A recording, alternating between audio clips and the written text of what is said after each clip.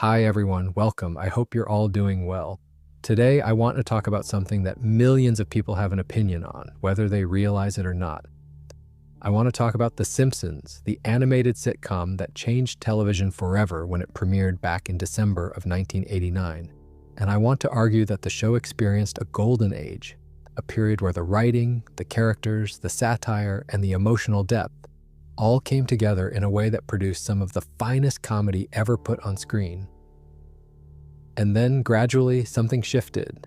The sharpness dulled, the characters became broader, the stories became wilder but somehow less interesting. And millions of fans started asking the same question. When exactly did The Simpsons stop being The Simpsons? Now, before we get into this, I want to be clear about what we're doing here. We're not saying The Simpsons became unwatchable. We're not saying there haven't been good episodes in the last 20 years. There absolutely have been. What we're exploring is a specific window of time roughly spanning from the show's third season through its eighth, where everything clicked in a way that it simply never had before and arguably never would again.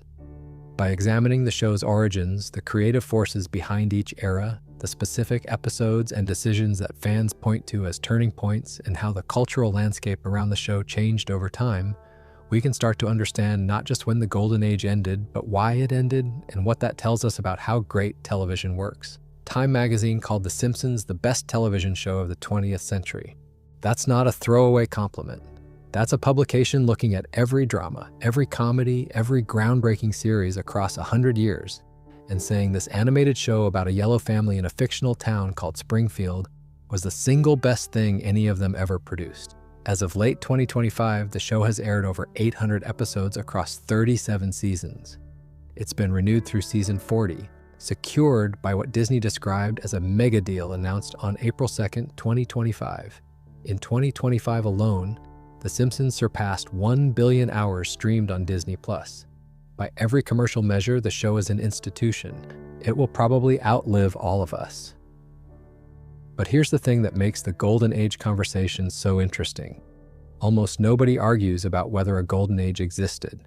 The debate is about where it starts and where it ends. Some fans draw the line after season 6, pointing to the two-part mystery episode Who Shot Mr. Burns as the natural closing chapter. Others extend it through season 8, arguing that episodes like You Only Move Twice and Homer's Enemy represent the absolute peak of what the show could do. A significant number of fans point to season 9 as the final year of greatness, even though it contains what many consider the single most controversial episode in the show's entire run.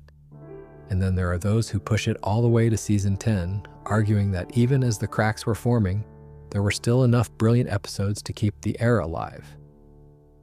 The common consensus, as the BBC put it back in 2010, is that the golden era ended after season 9.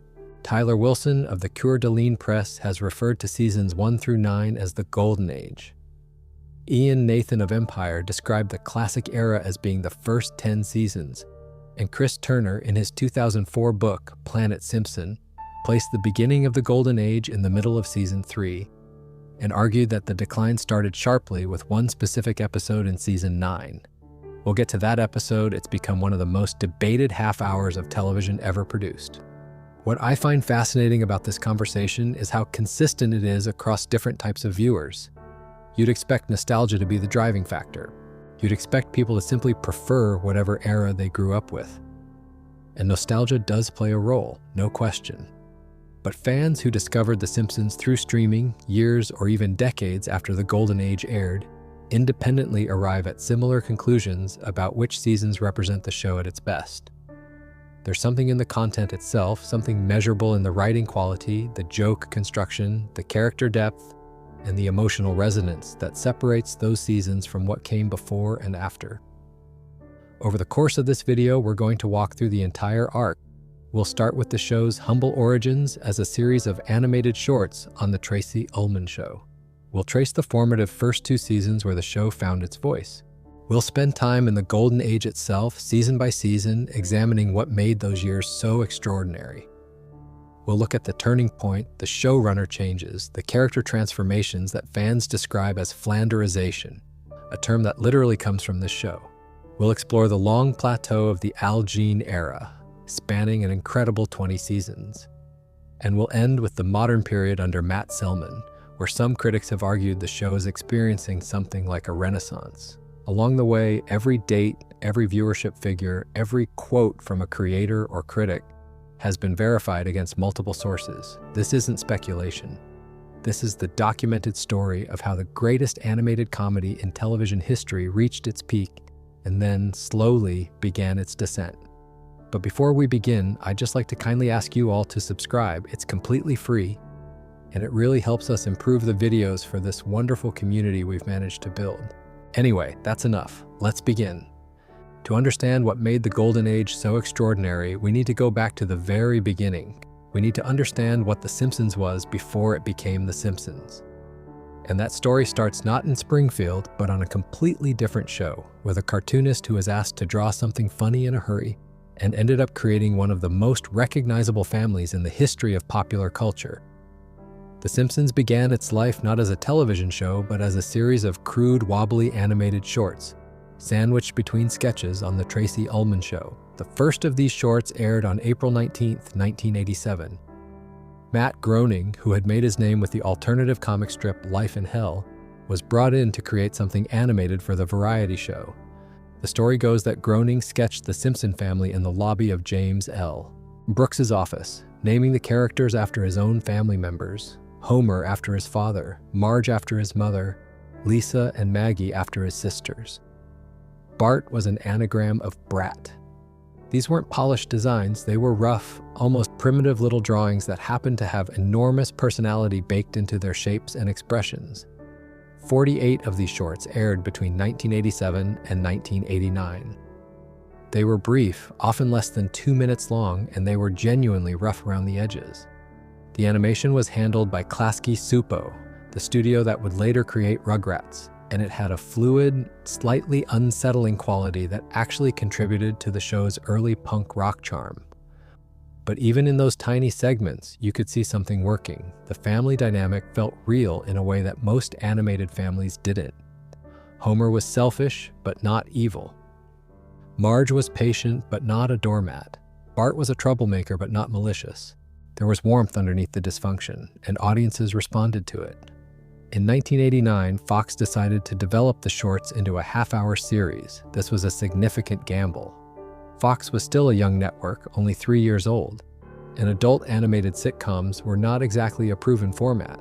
The last successful one had been The Flintstones, which ended its original run in 1966.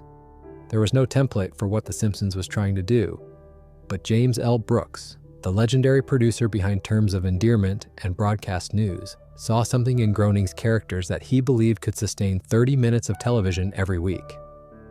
There's a name that doesn't get mentioned nearly enough when people talk about how The Simpsons became The Simpsons, and that name is Sam Simon. Simon was brought on as the show's developer alongside Groening and Brooks, and he became the creative supervisor for the first 4 seasons. He assembled the original writing staff. He shaped the show's comedic sensibility. He built the architecture that everything else would be constructed on. Many people who worked on the show during those early years have said that Simon's contribution was absolutely foundational, even if he never achieved the public recognition of Groening or Brooks. Sam Simon died on March 8, 2015, and to this day, his role in creating what The Simpsons became remains underappreciated by casual fans. The series premiere, Simpsons Roasting on an Open Fire, aired on December 17, 1989. It was actually a Christmas special that was pressed into service as the debut episode because the originally planned premiere, an episode called Some Enchanted Evening, had such severe animation problems that it had to be delayed. That Christmas special drew approximately 26.7 million viewers, which was absolutely unprecedented for a new animated series on a fledgling network. America was paying attention. Season 1 consisted of only 13 episodes, and honestly, watching them now, you can feel the show searching for what it wants to be. The animation is noticeably rougher than what would come later. The character voices hadn't fully settled into their iconic versions. Homer sounds slightly different. Bart's personality fluctuates from episode to episode. The writing shows tremendous promise, but hasn't yet found the specific rhythm and density that would define the Golden Age. These early episodes lean heavily on family dynamics and grounded emotional stories. Homer's failures as a provider, Bart's rebellion at school, Lisa's intelligence isolating her from her peers. The emotional core was there from day one, even when the comedy was still developing. Then came season 2 and everything started to click. The show moved to Thursday nights at 8 p.m., placed directly against The Cosby Show on NBC. This was a bold, almost reckless counter-programming decision by Fox, pitting a brand new animated comedy against the most dominant sitcom in America. The Simpsons didn't always win in raw total viewers, but it won where it mattered in demographic relevance and cultural conversation. The rivalry became a defining moment in television history. Season 2's premiere, Bart Gets an F, drew approximately 33.6 million viewers. That remains the single most watched episode of The Simpsons ever produced, and at the time it was the highest rated program in Fox network history. Think about that for a moment. A cartoon about a 10-year-old boy trying desperately to pass a test pulled more viewers than almost anything else on American television that week. And the episode itself is genuinely moving. Bart studies harder than he's ever studied in his life, still fails the test, and then breaks down crying in front of his teacher, who sees that he's accidentally demonstrated real knowledge and gives him the passing grade. It's funny and it's heartbreaking, and it's everything The Simpsons would become at its best. Season 2 also gave us the first Treehouse of Horror episode, launching an annual Halloween tradition that would run for over 35 installments. It gave us Lisa's Substitute, an episode where Lisa falls for a charismatic substitute teacher played by Dustin Hoffman, who was credited under the pseudonym Sam Edick because he didn't want his name associated with a cartoon. That episode contains one of the most genuinely tender moments in the show's history, when Mr. Bergstrom hands Elisa a note that simply reads, "You are Lisa Simpson," and it reduces her to tears because someone finally saw her. The supporting cast expanded rapidly during Season 2. Moe's Tavern, Springfield Elementary, the nuclear power plant. These locations became the geography of a fictional universe that felt genuinely lived in. Mr. Burns emerged as more than just a villain. Barney, Krusty, Sideshow Bob, these characters started developing the kind of depth that would make Springfield feel like a real place inhabited by real people, even though they were all bright yellow and had 4 fingers on each hand. The theme song, composed by Danny Elfman in 1989, reportedly written on the drive home from his first meeting with Groening, became one of the most recognizable pieces of music in television history. Elfman himself has said it's the most popular composition of his entire career, which is saying something for the man who scored Batman and Edward Scissorhands. The couch gag that preceded each episode became a ritual for viewers, a tiny creative surprise that rewarded you for tuning in on time. By the end of Season 2, The Simpsons had proven that an animated sitcom could be smart, emotional, socially relevant, and enormously popular all at once. The foundation had been laid, the characters were in place, the universe was built, and the writers who would take the show to its absolute peak were already in the room, sharpening their pencils and preparing to create something that would influence every comedy that came after it. Before we move on, make sure to subscribe if you're enjoying this breakdown. What came next would transform The Simpsons from a hit television show into what many consider the greatest sustained creative achievement in the history of American comedy. Season 3 was about to begin, and with it, the Golden Age. When people talk about the Golden Age of The Simpsons, they're really talking about what happened when the show stopped being a good sitcom and became something that had never existed before. The transition began in Season 3, which premiered on September 19, 1991, and it was driven by a change at the top. Al Jean and Mike Rice took over as co-showrunners, replacing the more collaborative structure of the first 2 seasons where Groening, Brooks, and Sam Simon had shared creative oversight.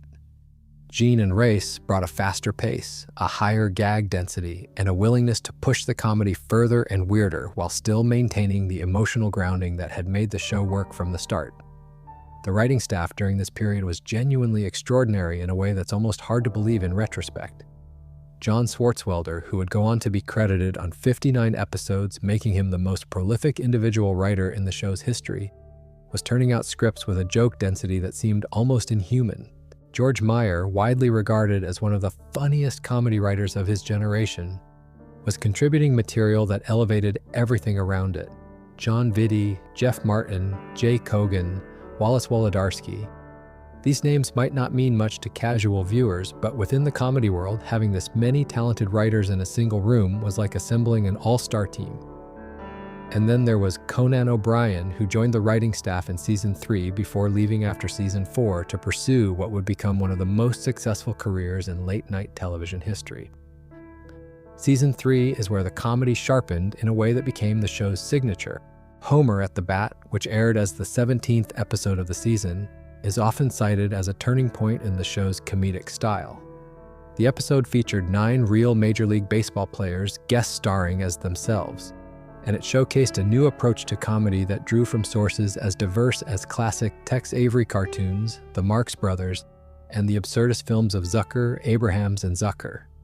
The jokes came faster, the premises got more surreal, but the character work underneath remained grounded and recognizable. Homer was still Homer. He was just operating in a world that had gotten considerably wilder and more inventive around him. The animation during seasons 3 through 4 was still being handled initially by Klasky Csupo, before Film Roman took over starting with Season 4, and continued through Season 27. The visual style was evolving rapidly, characters became more consistent in their design, the backgrounds grew more detailed. The timing of visual gags improved as the animators developed a better understanding of how to use the medium for comedy rather than just storytelling. There's a looseness to the animation in these early Golden Age seasons that some fans actually prefer to the more polished, digitally refined look of later years. The slightly imperfect quality matched the show's energy. Season 4, which premiered on September 24, 1992, is where many fans believe the show reached its absolute creative peak. The episode that comes up most frequently in these conversations is Marge vs. the Monorail, which aired as the 12th episode of the season. Written by Conan O'Brien, it currently holds an IMDb rating of approximately 9.2 out of 10, which places it among the highest-rated episodes in the show's entire history. The premise is quintessential Golden Age Simpsons. Springfield collects a large fine from Mr. Burns, and instead of spending the money wisely, the town is convinced by a charismatic con man named Lyle Lanley to invest in a doomed monorail system.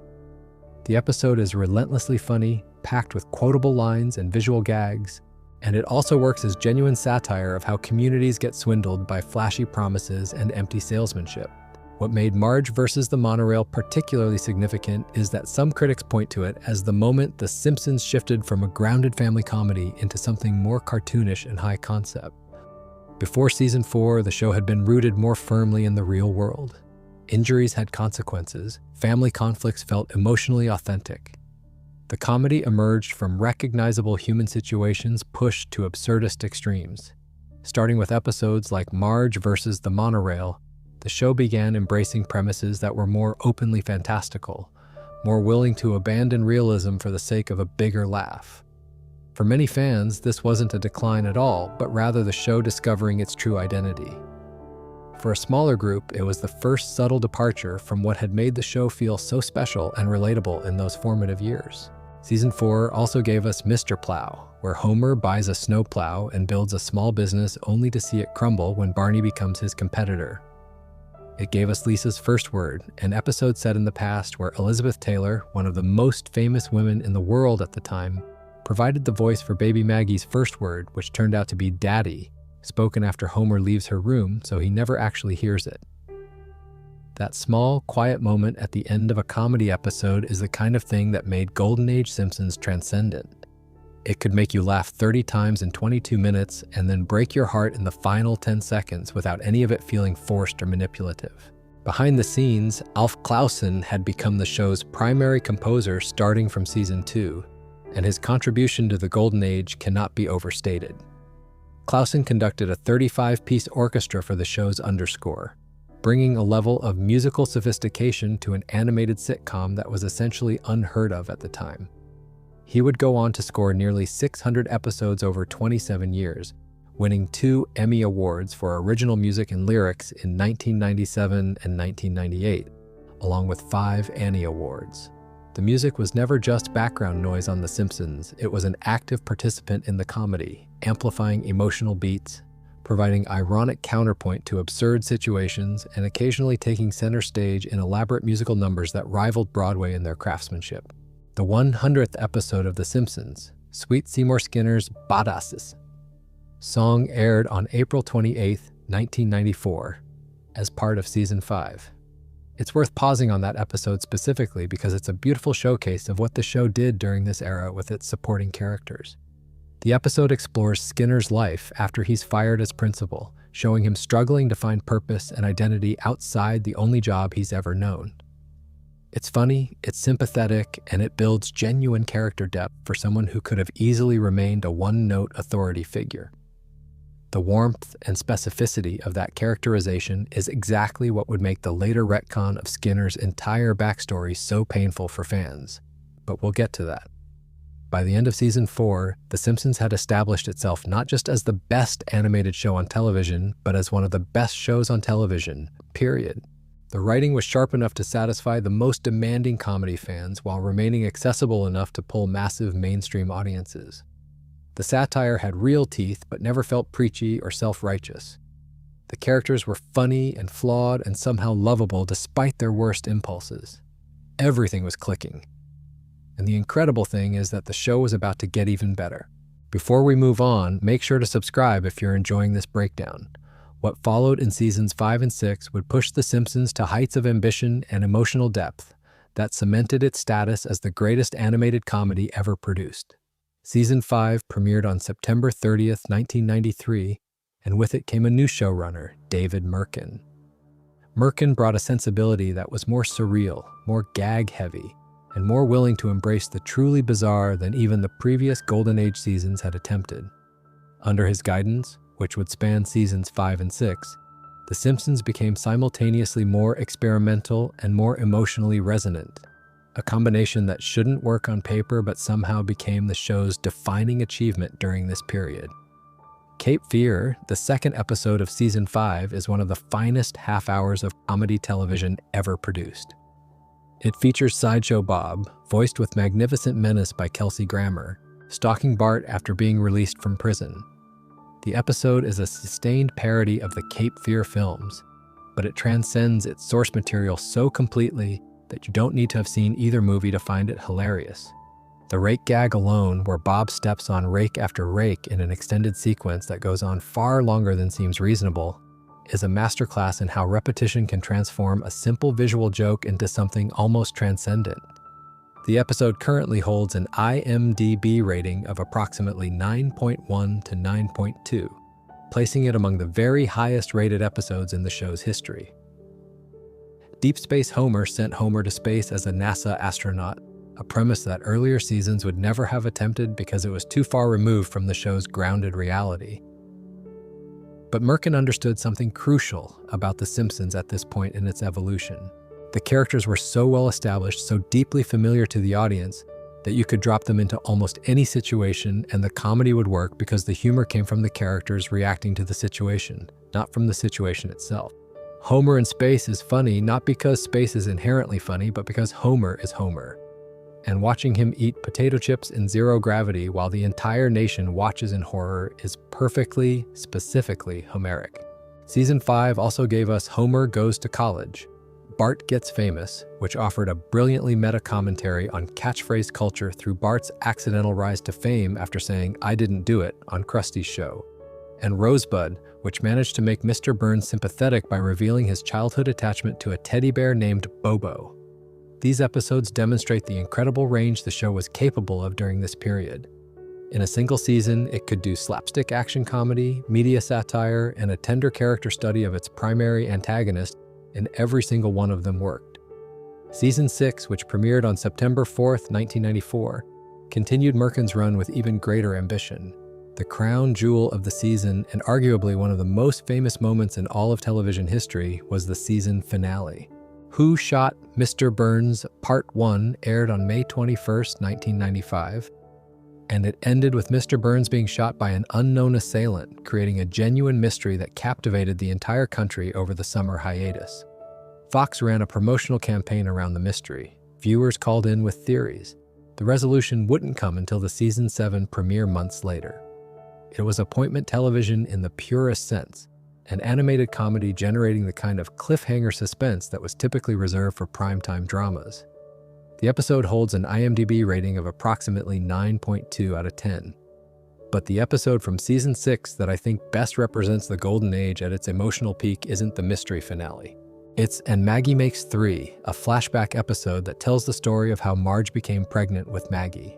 Homer has just achieved his dream of quitting the nuclear plant to work at a bowling alley, and the discovery that Marge is expecting a third child means he has to crawl back to his old job, where Mr. Burns hangs a plaque above his workstation that reads, "Don't forget, you're here forever." The final scene reveals that Homer has covered the plaque with photos of Maggie so that it now reads, "Do it for her."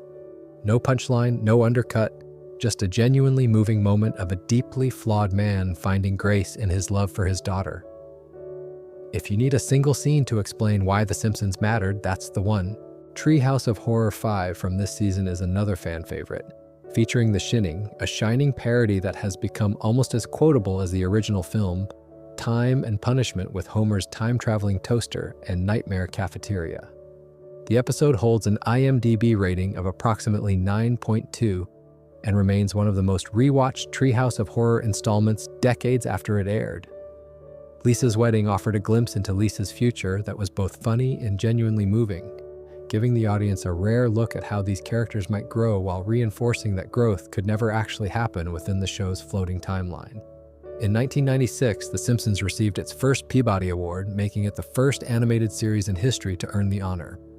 The citation praised the show for providing exceptional animation and stinging social satire. This wasn't a niche award from within the animation community. The Peabody is one of the most prestigious recognitions in all of media, given to work that represents the best of electronic media. For an animated comedy about a family of yellow people with overbites to earn it, alongside serious documentaries and investigative journalism, was a statement about what The Simpsons had achieved culturally. The show had proven that animation wasn't just for children or for cheap laughs, that it could be a vehicle for sophisticated, layered storytelling that rewarded adult viewers on multiple levels simultaneously. The show's broader cultural impact during this period was becoming impossible to ignore. The family received a star on the Hollywood Walk of Fame on January 14, 2000, becoming one of the few fictional characters to be honored in that way. Homer's exclamatory catchphrase, "Dough," would be added to the Oxford English Dictionary in 2001, a recognition that the show had literally changed the English language. Words coined by the show, ambiguous and cromulent, which first appeared in the season 7 episode Lisa the Iconoclast as deliberately absurd fake words, would eventually find their way into actual dictionaries because people use them so frequently in everyday conversation that they became real. The show rivaled Shakespeare and the Bible in terms of its contribution to common cultural reference points, which is an absurd thing to say about an animated sitcom, and yet is consistently cited by linguists and cultural commentators as simply true. Film Roman had taken over the animation starting with season 4 and would continue through season 27, steadily refining the show's visual style while maintaining the essential character designs that Groening had sketched in that lobby decades earlier. The animation during seasons 5 and 6 represents a sweet spot for many fans, polished enough to execute complex visual gags and action sequences, but still retaining enough of the hand-drawn warmth and slight imperfection that gave earlier episodes their distinctive feel. Later seasons would introduce digital techniques that made the animation smoother and cleaner, but some fans felt that increased polish came at the cost of personality. The writing staff continued to turn over in healthy ways during this period. Conan O'Brien had left after season 4 to begin his late-night career. Greg Daniels, who would go on to create the American version of The Office and co-create Parks and Recreation, was contributing episodes. David X. Cohen, who would later co-create Futurama with Groening, was part of the room. These were people who would go on to shape the entire landscape of American comedy for the next 2 decades, and they were all in the same building, writing for the same show, pushing each other to be funnier and smarter and more ambitious with every script. That kind of creative concentration doesn't happen by accident, and it doesn't last forever. The Golden Age was, in part, the product of having the right people in the right room at the right time, and as those people inevitably moved on to other projects, the chemistry that produced those extraordinary seasons could never be perfectly replicated. Before we move on, make sure to subscribe if you're enjoying this breakdown. Seasons 7 and 8 would bring new showrunners and some of the most acclaimed episodes in the show's entire run, but they would also contain the first subtle hints that the Golden Age, like all Golden Ages, was not going to last forever. Season 7 marked another change in leadership, with Bill Oakley and Josh Weinstein taking over as co-showrunners. Their tenure, spanning seasons 7 and 8, would bring a particular emphasis on exploring the show's deep bench of secondary characters and pushing into high-concept experiments that tested what the format of an animated sitcom could even do. For many fans, these 2 seasons represent the Golden Age operating at its most confident, where the creative team knew exactly what the show was capable of and pushed it right to the edge of what worked without tipping over into self-indulgence. Lisa the Vegetarian, the 5th episode of Season 7, is a perfect example of how the show handled social issues during this period. Lisa decides to stop eating meat after bonding with a lamb at a petting zoo, and the episode treats her decision with genuine respect while also mining it for comedy. Paul and Linda McCartney guest starred as themselves, and Paul reportedly agreed to appear only on the condition that Lisa would remain a vegetarian permanently, a promise the show has kept for over 30 years. The episode manages to be funny about vegetarianism without mocking vegetarians, supportive of Lisa's moral stand without being preachy, and critical of the meat industry without turning into an editorial. That balance between genuine social commentary and genuine entertainment is what the Golden Age did better than any other era of the show. 22 short films about Springfield, the 21st episode of Season 7, might be the single most inventive episode the show ever produced during its Golden Age run. Structured as a series of vignettes following different Springfield residents through their day, the episode broke completely from the standard A-plot and B-plot structure that animated sitcoms relied on. It gave screen time to characters who normally existed in the background, showing their lives with the same care and humor that the main family received. The episode is best remembered for one particular segment that has taken on a life of its own in internet culture. Superintendent Chalmers visits Principal Skinner for lunch, and Skinner's increasingly desperate attempts to cover up a kitchen disaster by claiming he's serving steamed hams became one of the most enduring memes in internet history. The scene was funny when it aired in 1996. 25 years later, it had been remixed, recreated, and referenced so many times that it became arguably the single most memed scene in television history. Mother Simpson from Season 7 brought back Homer's long-absent mother, who had left the family years ago to become a political activist on the run from the law. The episode revealed a deeply emotional backstory for Homer, showing the origin of his abandonment issues and his complicated feelings about a mother who chose her principles over her family. The final scene, where Homer sits alone on the hood of his car staring at the stars after his mother has to flee again, is one of the most beautiful and melancholy images the show ever created. No dialogue, no jokes, just a man processing a loss that he's been carrying his entire life. These are the moments that elevated The Simpsons beyond comedy and into genuine art. Season 8 continued this run of excellence with episodes that pushed the boundaries of what the show could accomplish. You Only Move Twice, the 2nd episode of the season, introduced Hank Scorpio, voiced by Albert Brooks, a Bond villain parody who happened to be the world's greatest boss. The episode currently holds an IMDb rating of approximately 9.2, and Scorpio regularly appears in fan polls as one of the greatest single-episode characters in television history.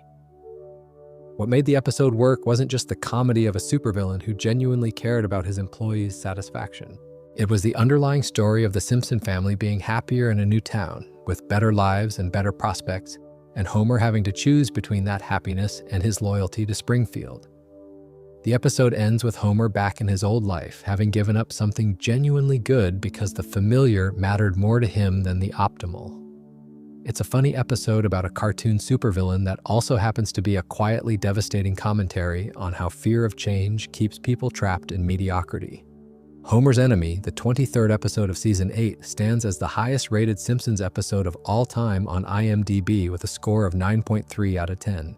Written by John Swartzwelder and directed by Jim Reardon, the episode introduced Frank Grimes, a hard-working, self-made man who is appalled to discover that Homer, who is lazy, incompetent, and routinely endangers the lives of everyone around him, lives a comfortable middle-class life with a loving family, a nice house, and a good job. Grimes represents reality crashing into the cartoon universe of The Simpsons, and the collision is devastating. He works harder than Homer in every conceivable way and has nothing to show for it, while Homer fails upward without consequence. The episode is brutally funny, but it's also a genuine deconstruction of the show's own premise. It asks the question that the audience had been avoiding for 8 years. How is it possible that Homer Simpson has such a good life? Some fans consider Homer's Enemy to be the Golden Age's final masterpiece. Others see it as the first crack in the foundation. By holding a mirror up to Homer and showing how genuinely terrible he would be as a real person, the episode opened a door that later writers would walk through without the same precision or restraint. The jerk-ass Homer that would emerge in seasons 9 through 12, where Homer's selfishness and stupidity were amplified far beyond what the Golden Age had established, has its conceptual roots in Homer's Enemy, even though that episode handled the idea with infinitely more sophistication. Phil Hartman's contributions to the Golden Age also deserve specific mention here because Season 8 would be among his last. Hartman voiced 2 of the show's most beloved recurring characters. Troy McClure, the washed-up actor whose every appearance began with the unforgettable, "Hi, I'm Troy McClure. You may remember me from such films as," and Lionel Hutz, the incompetent lawyer who seemed to barely understand the law he was supposed to practice. Both characters were comedy gold, and Hartman brought them to life with a warmth and commitment that made them feel like fully realized people rather than just joke delivery devices. Phil Hartman was murdered on May 28, 1998, and both Troy McClure and Lionel Hutz were permanently retired in his honor. They were never recast. The show simply lost 2 of its funniest characters, and the empty spaces they left behind were a subtle reminder that Golden Ages end not just because of creative decisions, but because the people who make them are mortal. Summer of 4 Feet 2, the Season 7 finale, is sometimes cited by fans as one of the last truly grounded episodes of The Simpsons. The episode focuses on Lisa trying to reinvent herself during a beach vacation, making new friends by pretending to be someone cooler and more laid back than the overachieving bookworm she actually is. It's a small, intimate story about identity and acceptance, and it ends with Lisa earning a genuine victory for once, one that doesn't come from compromising who she is.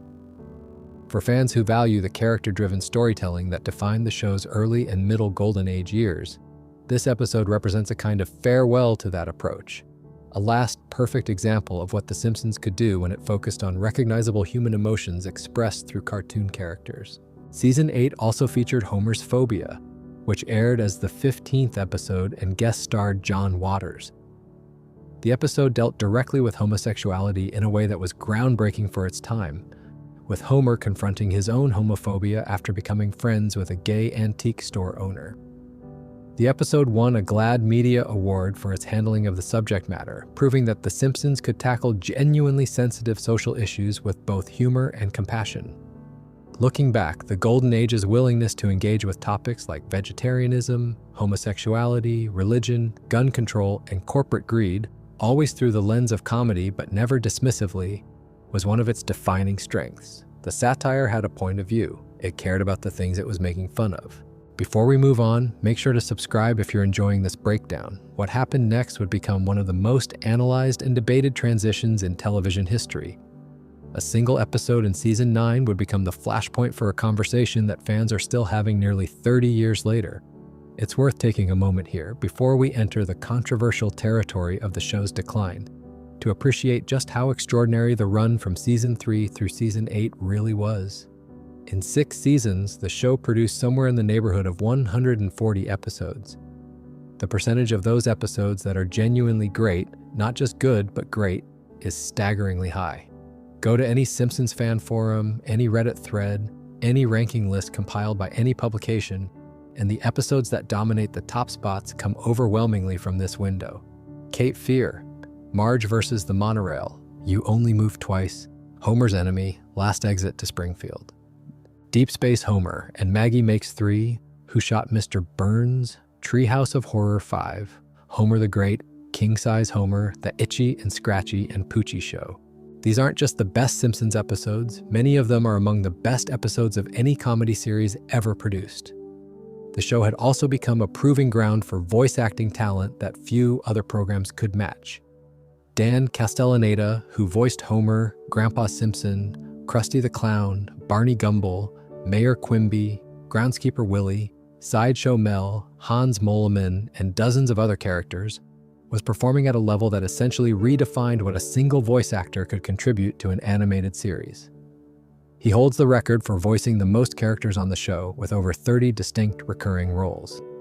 The salary negotiations over the years reflected the growing value of these performances. In 1998, a pay dispute led to salaries rising from approximately $30,000 to $125,000 per episode. By 2004, another dispute pushed salaries to approximately $360,000 per episode. At the 2008 peak, the 6 principal voice actors were reportedly earning approximately $400,000 per episode. In 2011, Fox threatened to cancel the series entirely unless costs were cut by 45%, leading to a renegotiation that reportedly reduced salaries to approximately $300,000 per episode with back-end profit participation. These numbers reflect both the commercial reality of producing the show and the irreplaceable value of the performers who brought its characters to life. Julie Kavner's Marge was simultaneously a comedic creation and a genuinely moving portrait of maternal patience. Nancy Cartwright's Bart, for which she had originally auditioned to play Lisa before switching on the spot, became one of the most recognizable voices in American pop culture.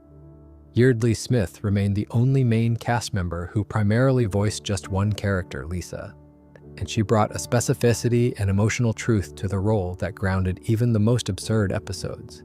Hank Azaria and Harry Shearer each voiced entire neighborhoods' worth of characters, creating distinct, memorable personalities for everyone from Mos Eisley to Mr. Burns to Ned Flanders to Chief Wiggum to Principal Skinner. The production process during the Golden Age was famously grueling. Each episode took approximately 6 months to produce, moving through multiple rounds of outlining, drafting, room rewrites, table reads, animatics, and late rewrites. The overseas animation was handled by studios in South Korea, including ACOM and Rough Draft Studios, which provided the labor-intensive in-between animation, tweening, coloring, and filming. The coordination required between the Los Angeles writing and recording studios and the overseas animation houses was immense, and the fact that the quality remained as high as it did across hundreds of these production cycles is a testament to the organizational discipline that existed alongside the creative ambition. The Golden Age also established a template for how animated comedies could handle continuity. The Simpsons operated on a floating timeline where characters never aged, but major life events generally persisted.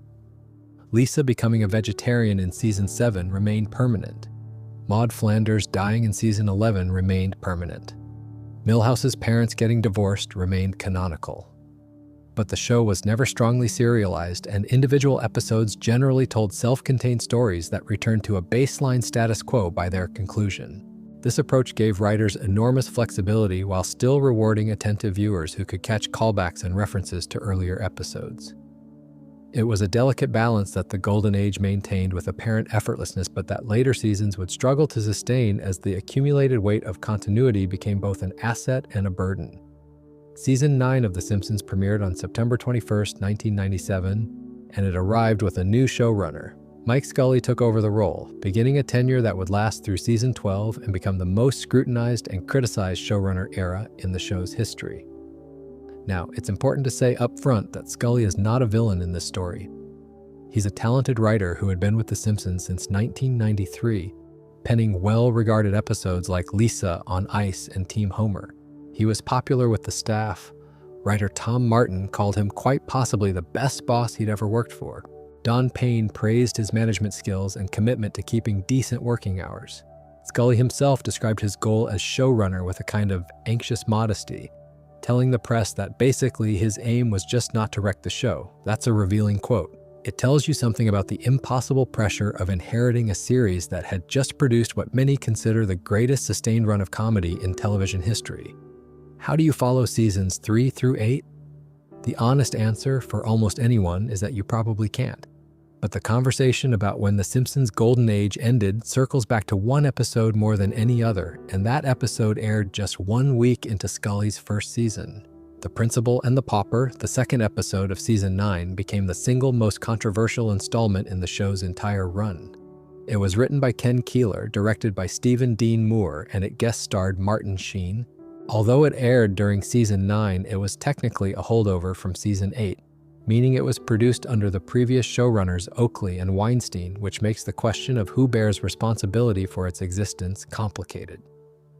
The plot goes like this. Springfield is preparing to celebrate the 20th anniversary of Seymour Skinner as principal of Springfield Elementary, when a strange man arrives claiming to be the real Seymour Skinner. To the shock of the town and the audience, the man is telling the truth. The person everyone has known as Principal Skinner for the entire run of the show is actually Armin Tamzarian, a former street punk who served alongside the real Skinner in Vietnam. When the real Skinner was believed killed in action, Tamzarian traveled to Springfield to deliver the news to Skinner's mother, who mistook him for her son. He simply never corrected her and assumed Skinner's identity for the rest of his life. The reaction was immediate and overwhelmingly negative. Fans felt betrayed. After 8 years of character development, after episodes like Sweet Seymour Skinner's Badass song, which had deepened Skinner's personality and backstory with such care, the show had essentially revealed that all of it was built on a gimmick that could be introduced and discarded in a single episode. The episode ends with a judge declaring that the town will never speak of the matter again, resetting everything to the status quo. It was a deus ex machina played for laughs. But for many viewers, it landed as something closer to contempt for the audience's investment in these characters. Matt Groening himself called the episode a mistake. In a 2002 interview with Rolling Stone, he said, "We make some missteps, but we acknowledge it on the show. We had an episode where it was revealed that Principal Skinner was an imposter. By the time we finished the episode, we realized it was a mistake, and we had a judge say, 'We'll never speak of this matter again.' And we never did." On the Season 9 DVD commentary, Groening introduced the episode as one of his least favorites. Harry Shearer, who voices Principal Skinner, was even more forceful in his criticism. In a 2001 interview with the East Bay Express, Shearer recalled his reaction to reading the script. "I said, that's so wrong. You're taking something that an audience has built 8 years or 9 years of investment in and just tossed it in the trash can for no good reason for a story we've done before with other characters. It's so arbitrary and gratuitous, and it's disrespectful to the audience." Chris Turner, in his 2004 book Planet Simpson, described The Principal and the Pauper as the broadcast that marked the abrupt plunge from the Golden Age, which he said began in the middle of Season 3. John Hine, who coined the term jumping the shark to describe the moment when a television series begins its decline, listed The Principal and the Pauper in his book Jump the Shark as the specific episode where The Simpsons jumped. A 2022 retrospective in Fatherly described it as the moment the show stopped being perfect. Not everyone agrees with this assessment. Ken Keeler, who wrote the episode, defended it by arguing that it was satire aimed at exactly the kind of people who were upset about it. His argument was that the episode is about a community of people who like things just the way they are, and that when it aired, a community of people who like things just the way they are got mad, which proved the satire was working. Bill Oakley and Josh Weinstein also defended the episode on the DVD commentary. And in fairness, The Principal and the Pauper is not an unfunny episode. It has genuinely good jokes scattered throughout. The problem was never that it was bad comedy in isolation. The problem was what it represented about the show's evolving relationship with its own mythology and its own audience. Season 9 had other notable episodes as well. Trash of the Titans, the 200th episode, aired on April 26, 1998, and it's frequently cited as one of the earliest clear examples of what fans would come to call jerk-ass Homer. In the episode, Homer gets into a dispute with the garbage collectors, refuses to apologize, runs for sanitation commissioner on a platform of ridiculous promises, wins through demagoguery, immediately bankrupts the sanitation department, and then essentially ruins the entire town without facing meaningful consequences. The Homer in this episode is not the Homer of seasons 3 through 8. He's louder, dumber, more selfish, and less sympathetic. The transformation had begun. The City of New York versus Homer Simpson, the season 9 premiere, is actually a well-regarded and funny episode that would gain a complicated legacy after September 11, 2001, when it was temporarily pulled from syndication because of its prominent featuring of the World Trade Center. And the clip show episode All Singing, All Dancing is consistently ranked among the show's lowest-rated episodes by fans, reflecting a broader truth that clip shows were always the weakest link in The Simpsons catalog. Looking at Season 9 as a whole, the BBC's assessment seems fair. In 2010, the network noted that the common consensus is that The Simpsons' golden era ended after Season 9. Tyler Wilson of the Coeur d'Alene Press referred to Seasons 1 through 9 as the Golden Age.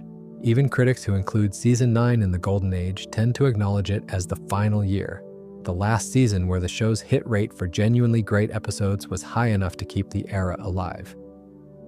After Season 9, something shifted. The center of gravity moved.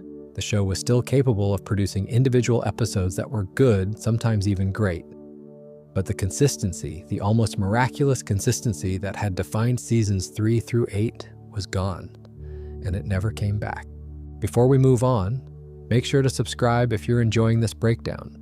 What followed in Seasons 10 through 12 would solidify the perception that the Golden Age was over, as the show entered what critics and fans would come to call the Scully era, a period defined by bigger, wilder, and somehow less satisfying Simpsons. Season 10, which premiered on August 23, 1998, was the first season entirely under Mike Scully's creative control, and it's the season where the changes that had been hinted at in Season 9 became fully visible. The show hadn't suddenly become terrible. That's an important distinction. It had become different.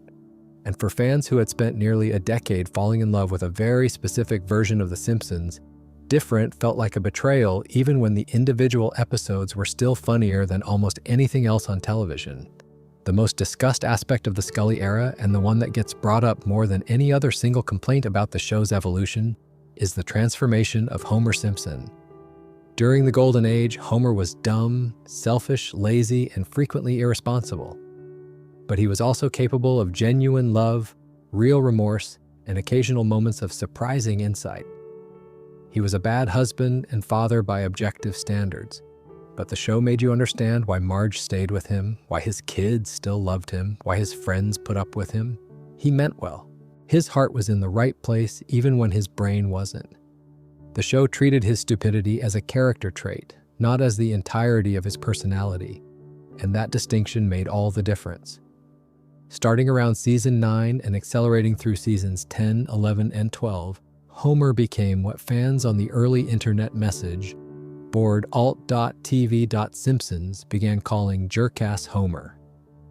The name came from a line in the Season 9 episode The Joy of Sect, where Homer yells, "Out of my way, jerkass," at a stranger. It became shorthand for a fundamental shift in the character. Jerkass Homer wasn't just dumb, he was mean. He wasn't just selfish, he was actively destructive. He didn't just make bad decisions, he made decisions that caused genuine harm to the people around him, and then faced no meaningful consequences for any of it.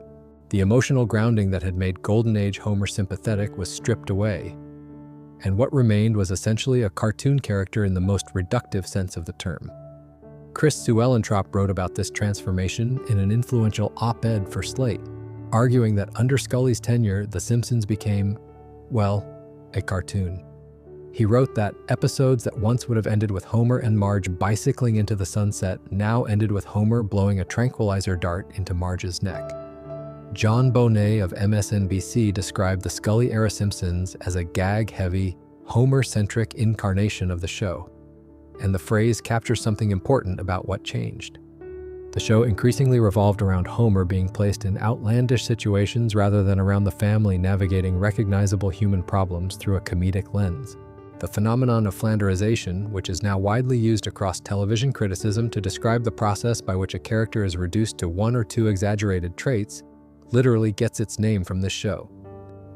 Ned Flanders, Homer's neighbor, started the series as a genuinely good man whose religious faith was one aspect of a well-rounded personality. He was kind, patient, generous, and athletic. His goodness made him a perfect comedic foil for Homer because it was grounded and believable. Over time, and especially during the Scully era, Ned was reduced almost entirely to his religiousness. He became a one-dimensional Bible thumper, a caricature of the nuanced character, who had appeared in episodes like Hurricane Neddy and Homer Loves Flanders. The same process affected nearly every major character on the show. Lisa became nothing but a preachy liberal. Bart's mischief lost its charm and became more purely destructive. Marge became defined almost entirely by her tolerance of Homer's behavior, rather than by her own personality and desires. Season 11 brought one of the most dramatic, permanent changes the show had made to its cast when Maud Flanders was killed off in the episode Alone Again Natura Diddly, which aired as the 14th episode of the season. The circumstances behind this creative decision reveal something about how the sausage was being made behind the scenes. Maggie Roswell, the voice actress who played Maud along with several other characters, had gotten into a pay dispute with the show regarding travel expenses. Rather than resolve the dispute, the show killed her character. It was a business decision dressed up as a creative one, and while Maud's death did create some interesting storytelling possibilities for Ned in later seasons, the way it happened left a sour taste for many fans who felt that characters should not live or die based on contract negotiations. Roswell would eventually return to the show in season 14 after the dispute was resolved, voicing other characters, but Maud was gone permanently. Season 11 also produced Behind the Laughter, the season 11 finale, which presented itself as a VH1 behind-the-music-style mockumentary about the real Simpson family as actors in a hit TV show. The episode was knowing, self-referential, and funny, and it had the distinct feeling of a show that was aware its best days were behind it and was trying to address that awareness directly. Season 12 brought some interesting experiments alongside the continued issues. HOMR, where Homer discovers that a crayon lodged in his brain has been limiting his intelligence his entire life, is a clever concept that allows the show to explore what Homer would be like if he were smart. Trilogy of Error from Season 12, which told 3 interconnected storylines in a Rashomon-inspired structure, demonstrated that the show was still capable of genuine structural innovation even if the overall consistency had dropped. Mike Rice, one of the original showrunners from the Golden Age and a writer who had been with the show from the beginning, offered what might be the most honest assessment of the situation from someone on the inside. In his book Springfield Confidential, he wrote, "Sometimes the fans get it right." That's a remarkable admission from someone who helped build the show. It suggests that the criticism coming from the fan base wasn't just nostalgia or unrealistic expectations. Something had genuinely changed, and the people closest to the show knew it, even if they couldn't always articulate exactly what had gone wrong or how to fix it. John Ortved, author of The Simpsons, an uncensored, unauthorized history, tried to be fair in his assessment of Scully's tenure, writing that Scully's episodes excel when compared to what The Simpsons airs nowadays. But he was the man at the helm when the ship turned towards the iceberg. That's a useful framing because it captures the relativity of the decline. The Scully era wasn't bad television by any normal standard. It was just noticeably less than what the Golden Age had delivered. And because the Golden Age had set such an impossibly high bar, even a modest decline felt like a catastrophic fall. The viewership numbers during this period tell their own story. Season 9 averaged approximately 9.1 million households, already down from the peak. Season 10 dropped to 7.9 million. The show was still commercially successful, still a cornerstone of Fox's Sunday night programming, but the trajectory was moving in one direction.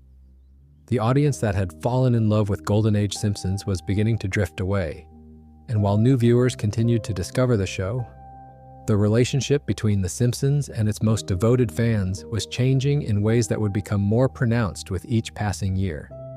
The creative team itself was changing too.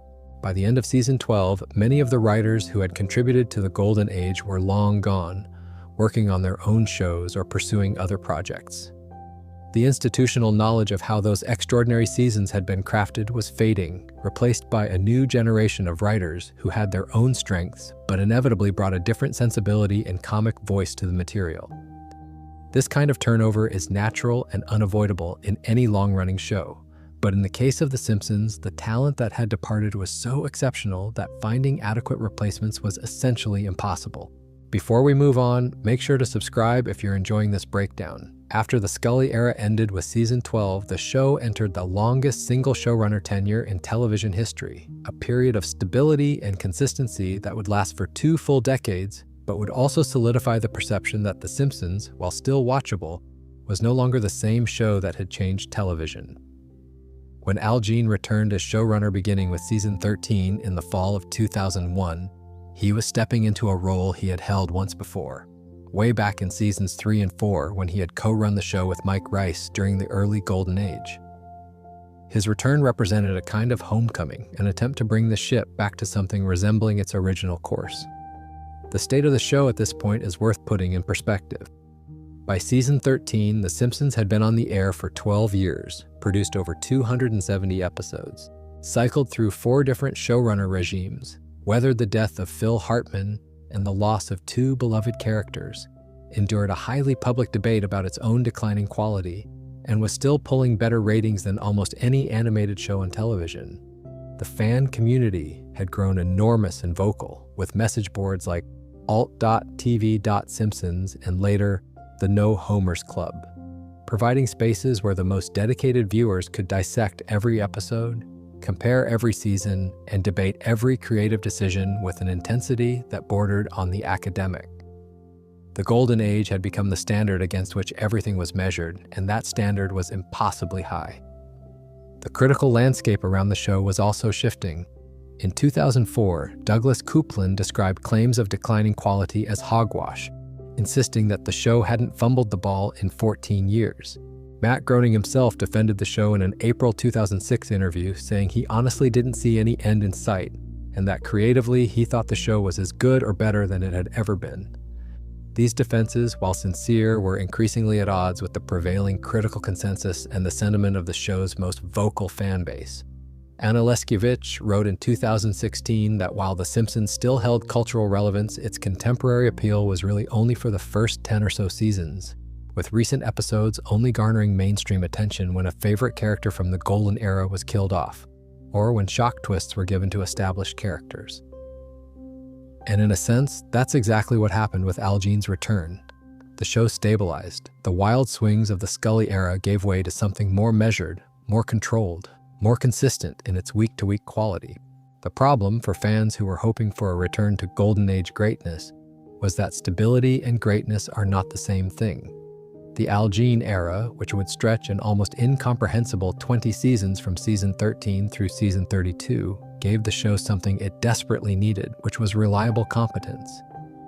What it rarely gave the show was the kind of risk-taking, boundary-pushing, emotionally resonant comedy that had defined its peak. Gene's philosophy seemed to center on returning to a more grounded, family-focused version of the show after the excesses of the Scully era. He pulled back from the most outlandish premises. He reined in some of Homer's worst jerk-ass tendencies. He tried to recapture the emotional sincerity that had made early Simpsons episodes feel like they mattered beyond just being funny. These were reasonable, even admirable goals. But the show had been running for over a decade by this point, and the characters had already been pushed so far from their original incarnations that bringing them back fully was essentially impossible. You can't unbake a cake. The Flanderization that had occurred during the Scully years couldn't be completely reversed without ignoring the characterization of recent seasons, which would create its own continuity problems. Season 14 brought a significant visual change when the show transitioned to digital ink and paint, starting with the episode The Great Louse Detective. For 13 seasons, The Simpsons had been produced using traditional cell animation, where each frame was hand-drawn on paper and painted on clear celluloid cells. The switch to digital was an industry-wide trend that offered cleaner lines, more consistent coloring, and greater efficiency in the production pipeline. The characters looked sharper, the backgrounds had more detail, and the animation became smoother overall. But for some fans, this increased polish came at the cost of the handcrafted warmth that had characterized the Golden Age's visual identity. The slightly imperfect, slightly wobbly quality of cell animation had given the show a human touch that the digital process, by its nature, smoothed away. The 2007 Simpsons movie represented the biggest creative gamble the franchise had attempted since the original series premiere. It was scored by Hans Zimmer, directed by David Silverman, who had directed the very first episode back in 1989, and it took years of development to bring to the screen. The movie earned a Metacritic score of 80, indicating generally favorable reviews, and it performed well at the box office.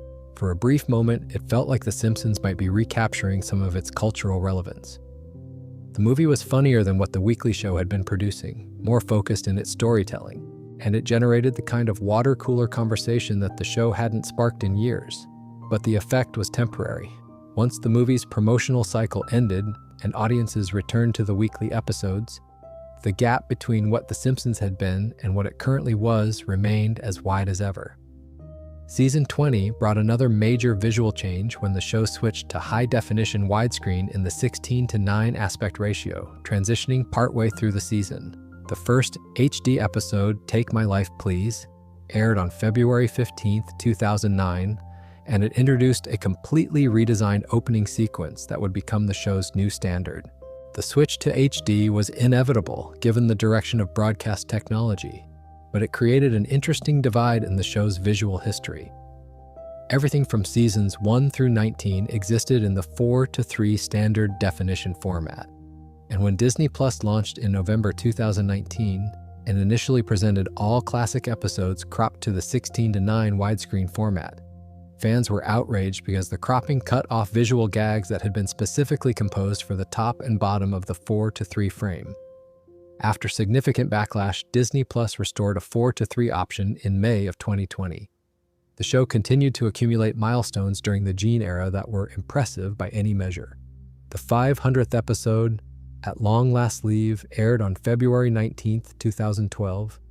The 600th episode, Treehouse of Horror 27, aired on October 16, 2016. The 700th episode, Manger Things, arrived on March 21, 2021. Each milestone generated a brief burst of media attention, but the coverage increasingly focused on the show's longevity rather than its quality, which told its own story about how the cultural conversation around The Simpsons had shifted. The viewership trajectory during the Gene era is worth examining in detail because it reflects broader changes in how Americans consume television, even as it also reflects changes in the show itself. Season 12, the last Scully season, averaged approximately 14.7 million viewers. Season 13, Gene's first full season back, averaged 12.4 million. By season 15, the number was down to 10.6 million. By season 20, 6.9 million. Season 25 dropped to 5.6 million. Season 30 was 3.7 million. By season 34, the average had fallen to approximately 2.1 million. That's a decline of roughly 85% from the Gene era's starting point. Now, it's essential to contextualize these numbers honestly. The decline in Simpsons viewership happened alongside a massive, industry-wide collapse in traditional broadcast television audiences. Cord cutting, streaming services, DVR time shifting, and the fragmentation of media attention across hundreds of channels and platforms meant that virtually every broadcast show experienced dramatic viewership drops during this period. A show averaging 2 million viewers in 2023 was not necessarily less popular than a show averaging 12 million in 2001. It was simply operating in a fundamentally different media ecosystem where the total audience for any single broadcast was a fraction of what it had been. The Simpsons continued to perform adequately for Fox within this changed landscape, drawing enough viewers to justify renewal and generating advertising revenue that kept the business model viable. The streaming era added an entirely new dimension to how the show was consumed and valued. When Disney Plus launched in November 2019 with the entire Simpsons library available on day one, the show found a massive new audience. In August 2014, FXX had already demonstrated the show's catalog value by airing every Simpsons ever, a 552-episode, 12-day marathon that became the longest continuous marathon in television history at the time, and the highest-rated broadcast day in FXX's history. The Disney Plus availability amplified this effect exponentially. Nielsen reported that The Simpsons was the 10th most streamed acquired program of 2022, accumulating 15.87 billion minutes of watch time. By December 2025, Disney announced that the show had surpassed 1 billion hours streamed on the platform during 2025 alone. In March 2025, Disney Plus launched a 24-hour, 7-day-a-week Simpsons always-on stream featuring seasons 1 through 35, approximately 767 episodes running continuously. The show had become, in effect, a permanent background presence in the streaming landscape, always available, always running, always there. This streaming success complicated the decline narrative in interesting ways. The show might be drawing smaller live broadcast audiences than ever, but its total engagement across all platforms was arguably higher than it had been in years. The Golden Age episodes, freed from the constraints of weekly broadcast scheduling, were finding new audiences who could binge entire seasons in ways that the original viewers never could. The accessibility of every episode ever produced created opportunities for direct comparison between different eras that reinforced the Golden Age consensus while also allowing newer episodes to find appreciative viewers who might never have tuned in to a live Fox broadcast. Season 23 produced what many fans consider the single worst episode in the show's history. Lisa Goes Gaga, featuring Lady Gaga visiting Springfield, aired on May 20th, 2012, and it currently holds an IMDb rating of approximately 3.9 to 4.5 out of 10. The episode was widely criticized as a celebrity vanity project that prioritized making Lady Gaga look cool over telling a good story or being funny. It represented everything that critics of later-era Simpsons pointed to as symptomatic of the decline: the reliance on celebrity guest stars to generate interest, the willingness to reshape the show's tone and characters to accommodate a famous visitor, the feeling that the show had become less interested in satirizing celebrity culture and more interested in participating in it. The Gene era also saw several significant changes to the show's cast and production that reflected broader cultural shifts. In January 2020, Hank Azaria announced he would no longer voice Apu Nahasapima Petalon following years of criticism about the character's stereotypical portrayal of Indian Americans. The criticism had been crystallized by comedian Hari Kondabolu's 2017 documentary The Problem with Apu. The show's initial response to the documentary, in a season 29 episode called No Good Read Goes Unpunished, was widely perceived as dismissive and tone-deaf. Azaria's decision to step away from the character and the broader announcement that white actors would no longer voice non-white characters led to the recasting of Dr. Hibbert, who went to Kevin Michael Richardson starting in season 32, and Carl Carlson and Officer Lou, who went to Alex Desert. These changes reflected a genuine evolution in how the entertainment industry thought about representation, though they also highlighted the uncomfortable reality that practices which had been standard and unquestioned during the Golden Age were now recognized as problematic. Alf Clausen, who had been the show's primary composer since season 2, conducting a 35-piece orchestra for nearly 600 episodes over 27 years, was let go in 2017 as a cost-cutting measure.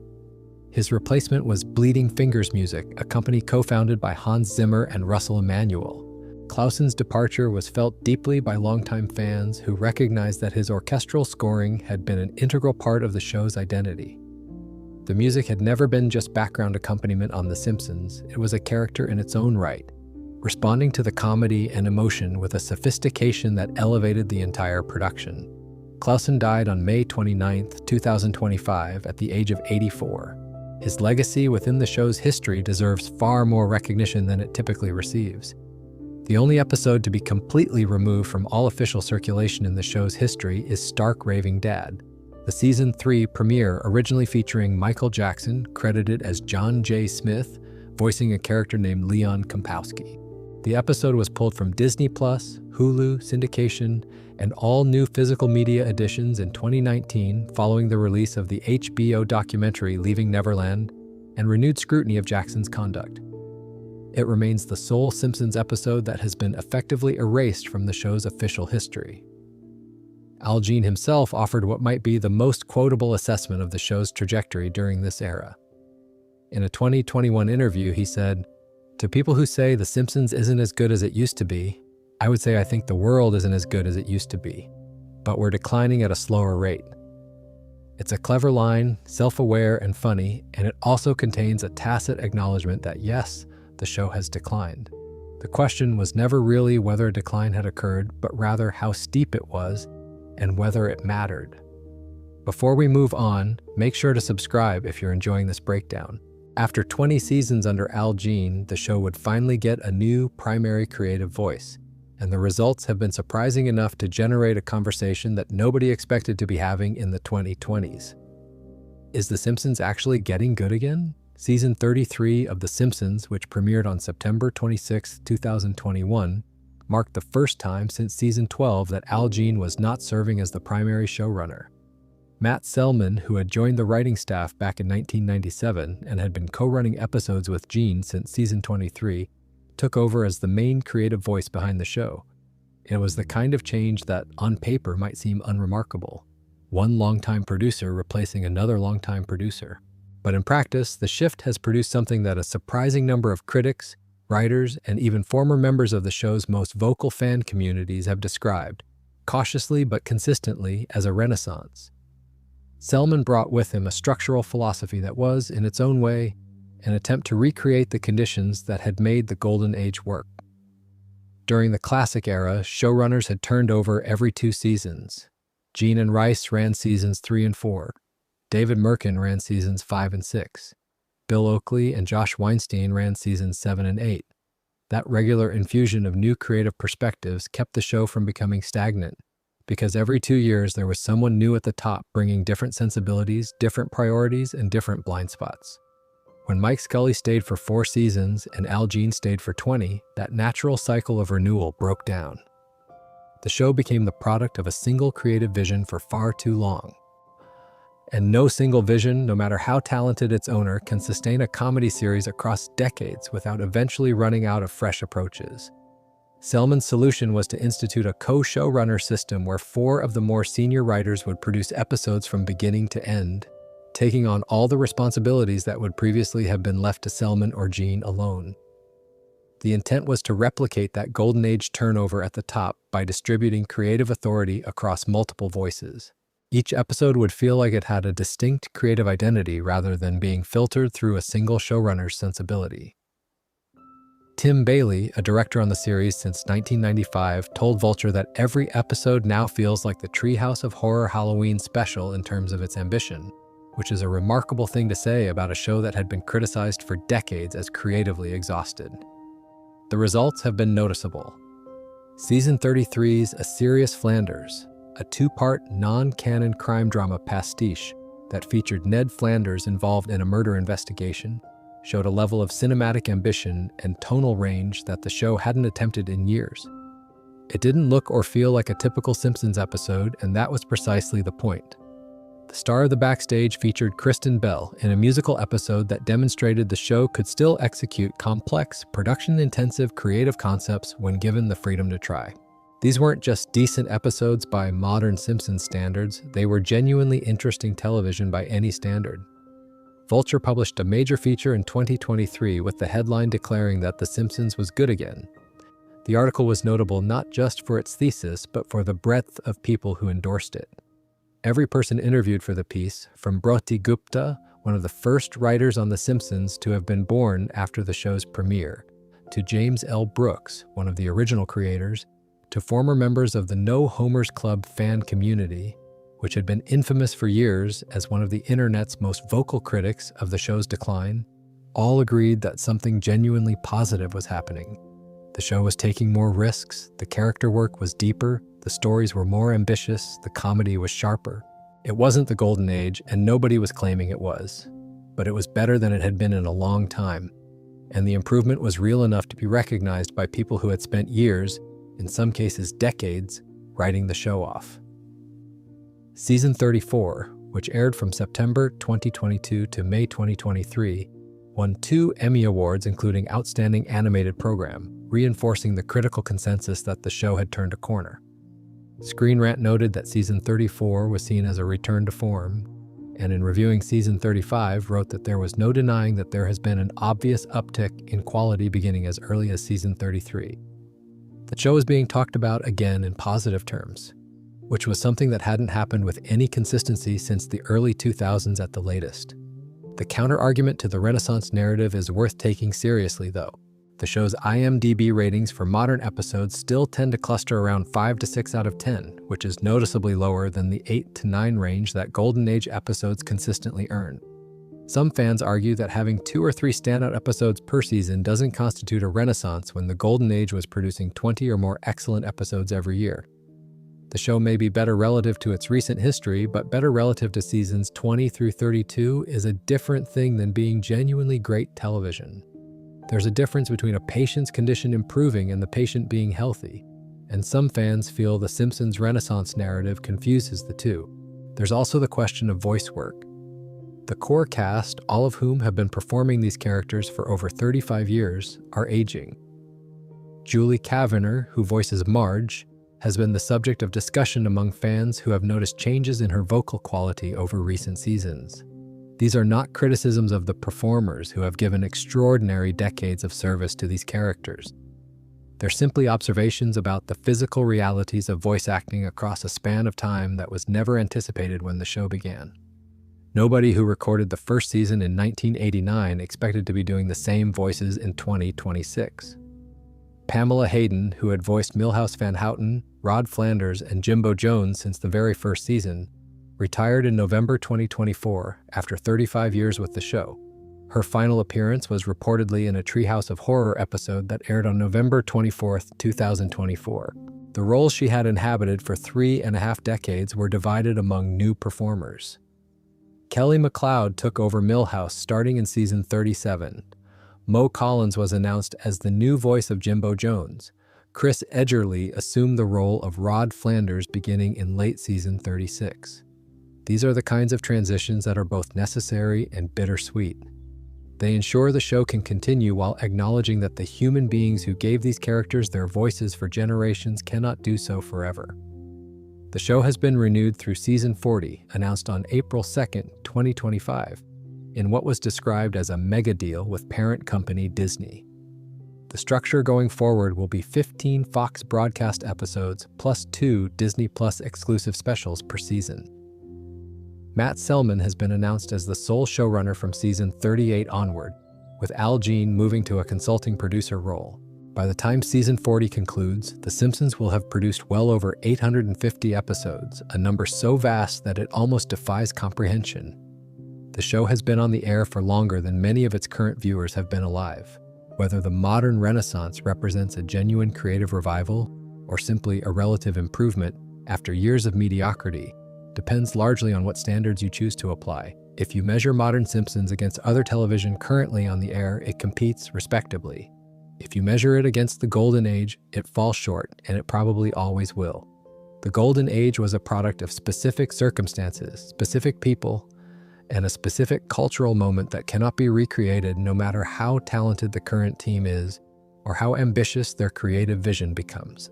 What the Selman era has demonstrated at minimum is that The Simpsons is not yet out of interesting things to say, that 35 years into its run, it can still surprise people, and that the conversation about the show doesn't have to be limited to mourning what was lost.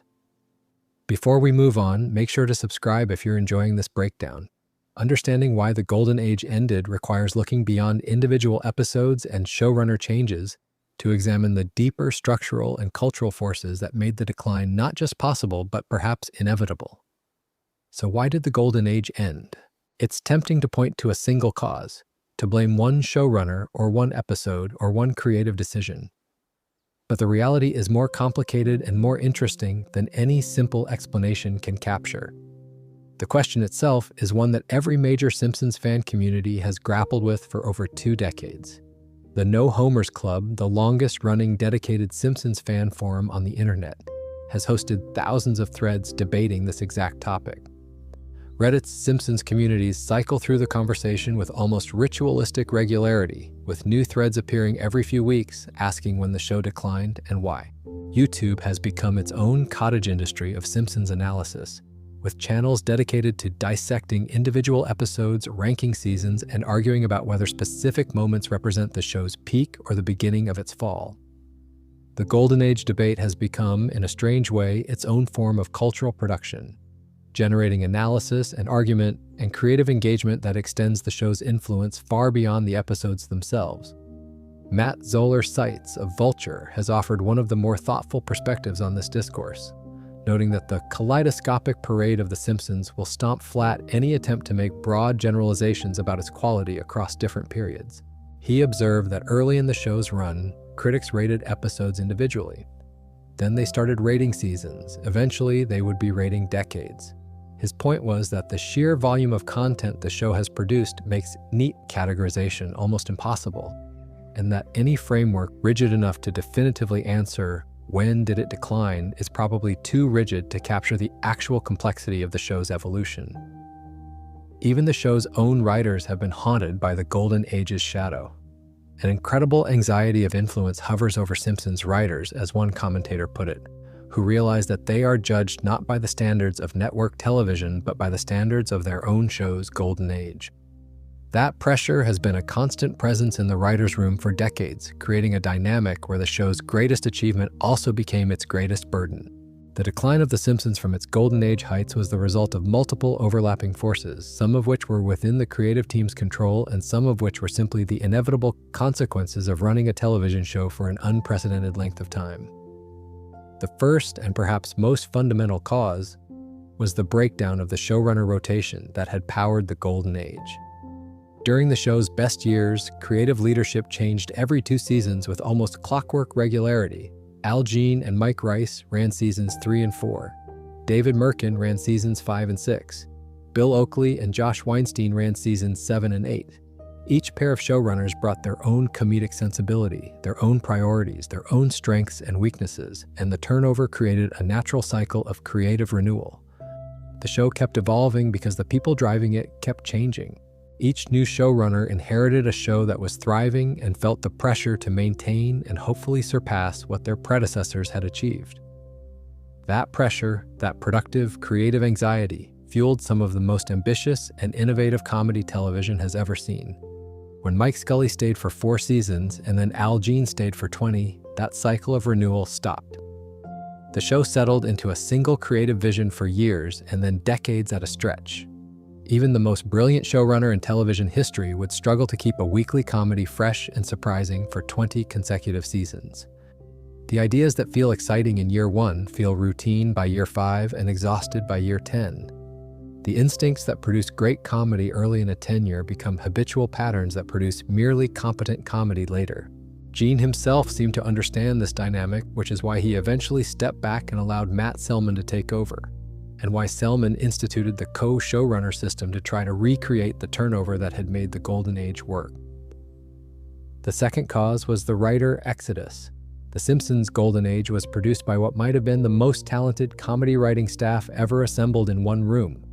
John Swartzwelder, George Meyer, Conan O'Brien, Greg Daniels, David X. Cohen, John Vitti, Jeff Martin, Al Jean, Mike Rice, Jay Kogan, Wallace Wolodarski. These weren't just good television writers. Several of them went on to create or fundamentally shape the most important comedy shows of the following 2 decades. Conan O'Brien became one of the defining voices of late-night television.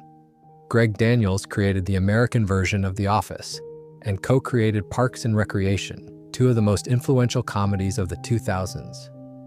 David X. Cohen co-created Futurama with Matt Groening. The fact that all of these people were in the same building working on the same show for a period of approximately 5 to 7 years was a historically unusual concentration of comic talent. When they inevitably moved on to pursue their own visions and build their own legacies, the writers who replaced them were competent professionals, but they couldn't replicate the specific alchemy that the Golden Age staff had possessed. That alchemy wasn't just about individual talent, it was about the chemistry between those specific individuals, the competitive energy they generated by trying to outdo each other, and the institutional knowledge they had built up through years of learning what worked and what didn't within the Simpsons framework. The third cause was Flanderization, the gradual simplification of characters into their most extreme and easily writable traits. This process was not unique to The Simpsons, it happens to almost every long-running show. But the term was literally coined in reference to this show's treatment of Ned Flanders, which tells you how visibly the problem manifested here. During the Golden Age, Homer was a fully realized person with contradictory impulses, capable of selfishness and generosity, stupidity and insight, cruelty and tenderness, sometimes within the same episode. By the time the Scully era was in full swing, Homer had been reduced to a collection of extreme behaviors. He was the stupidest version of stupid, the most selfish version of selfish, the most destructive version of destructive. The nuance that had made audiences care about him was gone, and because Homer was the show's central character, his Flanderization affected everything around him. It became harder to tell emotionally grounded stories because the protagonist was no longer capable of functioning as a grounded person. It became harder to generate audience sympathy because Homer's behavior had become so extreme that it was difficult to root for him. The show compensated by leaning into spectacle and shock, which worked in the moment but eroded the long-term emotional connection that had been the Golden Age's secret weapon. The fourth cause was the shift from satire to reference.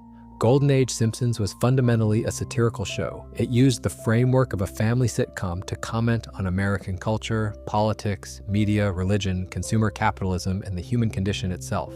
The jokes weren't just funny, they had a point of view. When the show mocked television, it was saying something specific about how television manipulated its audience. When it satirized politics, it was making observations about how power corrupts and how systems fail. Even the cutaway gags and non-sequiturs of the Golden Age typically had some satirical edge, some observation about human behavior embedded within the absurdity. As the show aged, the satire gave way to something closer to pop culture referencing. Episodes increasingly included scenes that simply recreated famous movie moments or acknowledged celebrity cameos without adding any comedic perspective of their own. The assumption seemed to be that recognition was itself amusing, that simply mentioning something familiar constituted a joke. For viewers who had grown accustomed to the Golden Age's multi-layered comedy, where jokes worked on surface-level humor and deeper satirical commentary simultaneously, the shift to pure reference felt hollow. It was the difference between a show that had opinions about the world and a show that merely acknowledged the world existed. The fifth cause was the loss of emotional stakes. Early Simpsons episodes had consequences that mattered. When Homer lost his job at the bowling alley to return to the nuclear plant for Maggie's sake in Maggie Makes 3, that sacrifice felt real because the show had invested time in establishing Homer's dream and making the audience understand what he was giving up. When Lisa lost Mr. Bergstrom in Lisa's Substitute, the sadness was earned because the show had built a genuine connection between them over 22 minutes. The Golden Age understood that comedy and emotion were not opposites, they were partners. The jokes landed harder when you cared about the characters, and the emotional moments resonated more deeply when they were surrounded by laughter. Later seasons increasingly operated without consequences. Homer could do anything and face no meaningful repercussions. Characters could be injured, humiliated, or emotionally destroyed, and everything would reset to baseline by the next episode. Without stakes, comedy loses its edge. If nothing matters, if nothing is at risk, if nobody changes or grows or suffers in ways that carry forward, then the viewer has no reason to invest beyond the individual joke that's happening in the current moment. The Golden Age built cumulative investment. You cared more about The Simpsons in Season 8 than you did in Season 1 because 7 years of stories had deepened your relationship with these characters. Later seasons didn't build that investment because there was nothing to build on. Every episode stood alone, disconnected from what came before and what would come after, and while that approach allowed for creative flexibility, it came at the cost of the long-term emotional architecture that had made the Golden Age so special. The sixth cause was creative comfort. The Golden Age was produced under conditions of productive anxiety. In the early years, the show was fighting to prove that an animated sitcom could work on network television. After the post-Cosby ratings boost faded and the show settled into its Fox Sunday slot, it was fighting to justify its existence against the perception that it was a novelty rather than a legitimate art form. That hunger, that need to prove something with every episode, generated creative energy that translated directly into the quality of the work. The writers and producers were trying to make something great because they felt they had to, because the alternative was cancellation or irrelevance. By the time the show entered its teens and 20s, that hunger was gone. The Simpsons was an institution. Its renewal was all but guaranteed. The financial incentives for continuing far outweighed any creative argument for ending the show at its peak. And while the people working on the show were still professionals who cared about their work, the existential pressure that had driven the Golden Age's extraordinary output had been replaced by institutional comfort. The show no longer needed to be great, it just needed to be good enough. The seventh cause, and perhaps the most debatable one, was audience maturation. The people who fell in love with The Simpsons during its Golden Age grew up with the show. A viewer who was 15 when Season 3 premiered was 20 when Season 8 aired, and 25 when the Scully era began. Their sense of humor evolved, their expectations changed, their tolerance for certain types of comedy shifted. Some of what fans perceive as a decline in the show's quality may actually be a change in what they find funny, what they're willing to accept from a television show, and how they process comedy after years of exposure to the same characters and format. This doesn't fully explain the decline, and it shouldn't be used to dismiss legitimate criticism. But it's part of the picture, and any honest analysis has to account for it. The paradox at the heart of the whole conversation is this. The Simpsons' golden age was so good that it created the conditions for its own perceived failure. By establishing an almost impossibly high standard of comedy, character work, satire, and emotional depth, the show ensured that everything that came after would be measured against a benchmark that was almost certainly unattainable. Even if later seasons had been significantly better than they actually were, they still would have suffered by comparison. The Golden Age was a once-in-a-generation creative achievement, and holding an ongoing show to that standard for decades after the specific people and conditions that produced it had changed is, in some sense, unfair. But it's also understandable. When you've tasted the best, it's hard to settle for good enough. Before we move on, make sure to subscribe if you're enjoying this breakdown. These root causes help explain the mechanics of the decline, but the question of why the Golden Age matters goes beyond just understanding what went wrong. It touches on something deeper about how we relate to the shows that shape us. The Simpsons' Golden Age matters in ways that extend far beyond just being a great run of a television show. What happened in that writer's room in the 1990s, what came out of those recording booths and animation studios, didn't just entertain millions of people. It fundamentally changed what American comedy could be, what animation was allowed to do, and how an entire generation understood and interacted with popular culture. To appreciate the full weight of what the Golden Age represents, you have to look at the landscape before it existed and the landscape it left behind. Before The Simpsons, adult animated sitcoms were essentially non-existent on American network television. The Flintstones had ended its original run in 1966, and in the 2 decades between that show and The Simpsons, nobody had seriously attempted to use animation as a vehicle for primetime comedy aimed at adults. Animation was for Saturday morning cartoons. It was for kids. The idea that a drawn, fictional family could tackle subjects like alcoholism, marital dysfunction, class anxiety, religious hypocrisy, political corruption, environmental destruction, and the emptiness of consumer culture, and do all of it while being one of the funniest shows on television was genuinely revolutionary.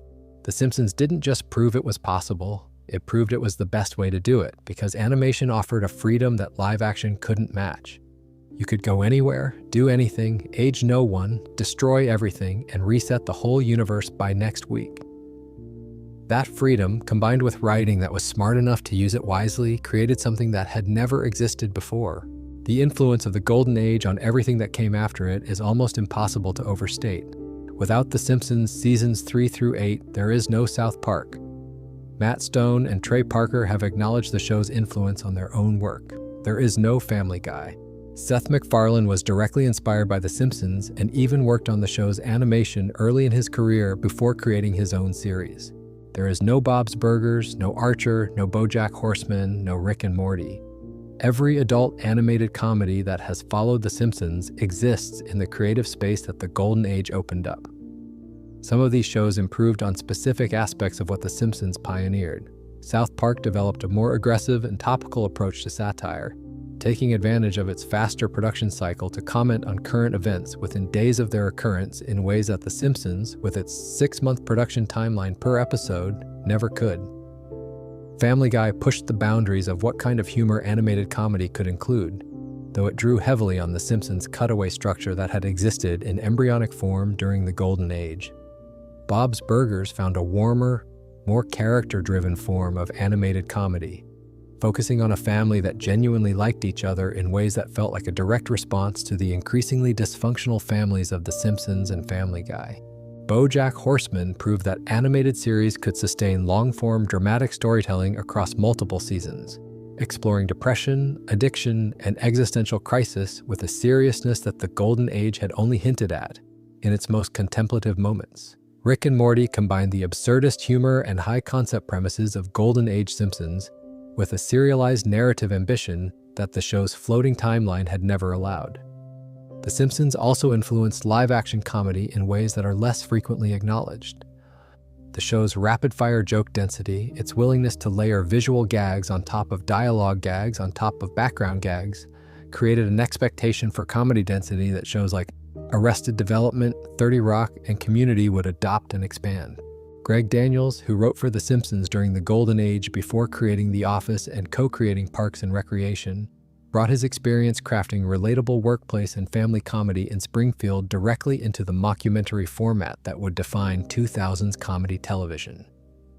The DNA of the Golden Age is woven so deeply into the fabric of modern comedy that many of its innovations have become invisible, absorbed so completely into the standard toolkit of television comedy that audiences no longer recognize them as innovations at all. But all of these descendant shows are, in one way or another, children of The Simpsons' Golden Age, building on the foundation it laid. The show's impact on the English language is documented and measurable. Homer's exclamatory "dough" was added to the Oxford English Dictionary in 2001. The words embiggen and cromulent, which were invented for a Golden Age episode as deliberately fake words, eventually appeared in real dictionaries because they had entered common usage. Eat my shorts, don't have a cowman, excellent, haha, worst episode ever, all of these phrases entered the cultural vocabulary through the show. Linguistics commentators have noted that The Simpsons rivals Shakespeare and the Bible in terms of its contribution to commonly used cultural references, which is a genuinely astonishing claim to make about a cartoon show about a family with yellow skin and overbites, and yet it holds up under examination. The show gave us a shared language that crossed generational, geographic, and cultural boundaries. People who had never watched an episode could recognize Homer Simpson, could quote "dough," could understand a reference to Springfield. That kind of cultural penetration is extraordinarily rare. The Guinness World Records tell their own story about the Golden Age's enduring legacy. The Simpsons holds the record for the longest-running primetime animated series. It holds the record for the longest-running American sitcom by number of episodes. It holds the record for the most guest stars featured in a television series, with 810 unique guest appearances as of April 2020. It has won 37 Primetime Emmy Awards, the most for any animated series, including 12 wins for Outstanding Animated Program, the most in that category by any show. These records represent decades of sustained production. But the reputation that made all of that production possible, the reputation that convinced network executives to keep renewing and celebrities to keep guest starring and viewers to keep watching, was built almost entirely during the Golden Age. The emotional connection that fans feel toward the Golden Age episodes goes beyond simple entertainment. For millions of people, The Simpsons was the show they grew up with. It was on in the background of their childhood, discussed with friends at school, quoted at family dinners, referenced in conversations that had nothing to do with television. The episodes from the Golden Age became part of the fabric of people's lives in a way that goes deeper than just liking a show. When someone rewatches And Maggie Makes Three or Mother Simpson or Lisa's Substitute, they're not just watching a comedy. They're accessing a specific period of their life, a specific set of memories and emotions and relationships that are intertwined with the experience of watching those episodes for the first time. The Golden Age exists in people's personal histories as well as in television history, and that dual existence is what gives it such enduring power. This is where the conversation about nostalgia becomes genuinely complicated. It would be easy to dismiss Golden Age preference as pure nostalgia, to say that fans only love those early seasons because they associate them with their youth. And nostalgia is certainly part of the equation.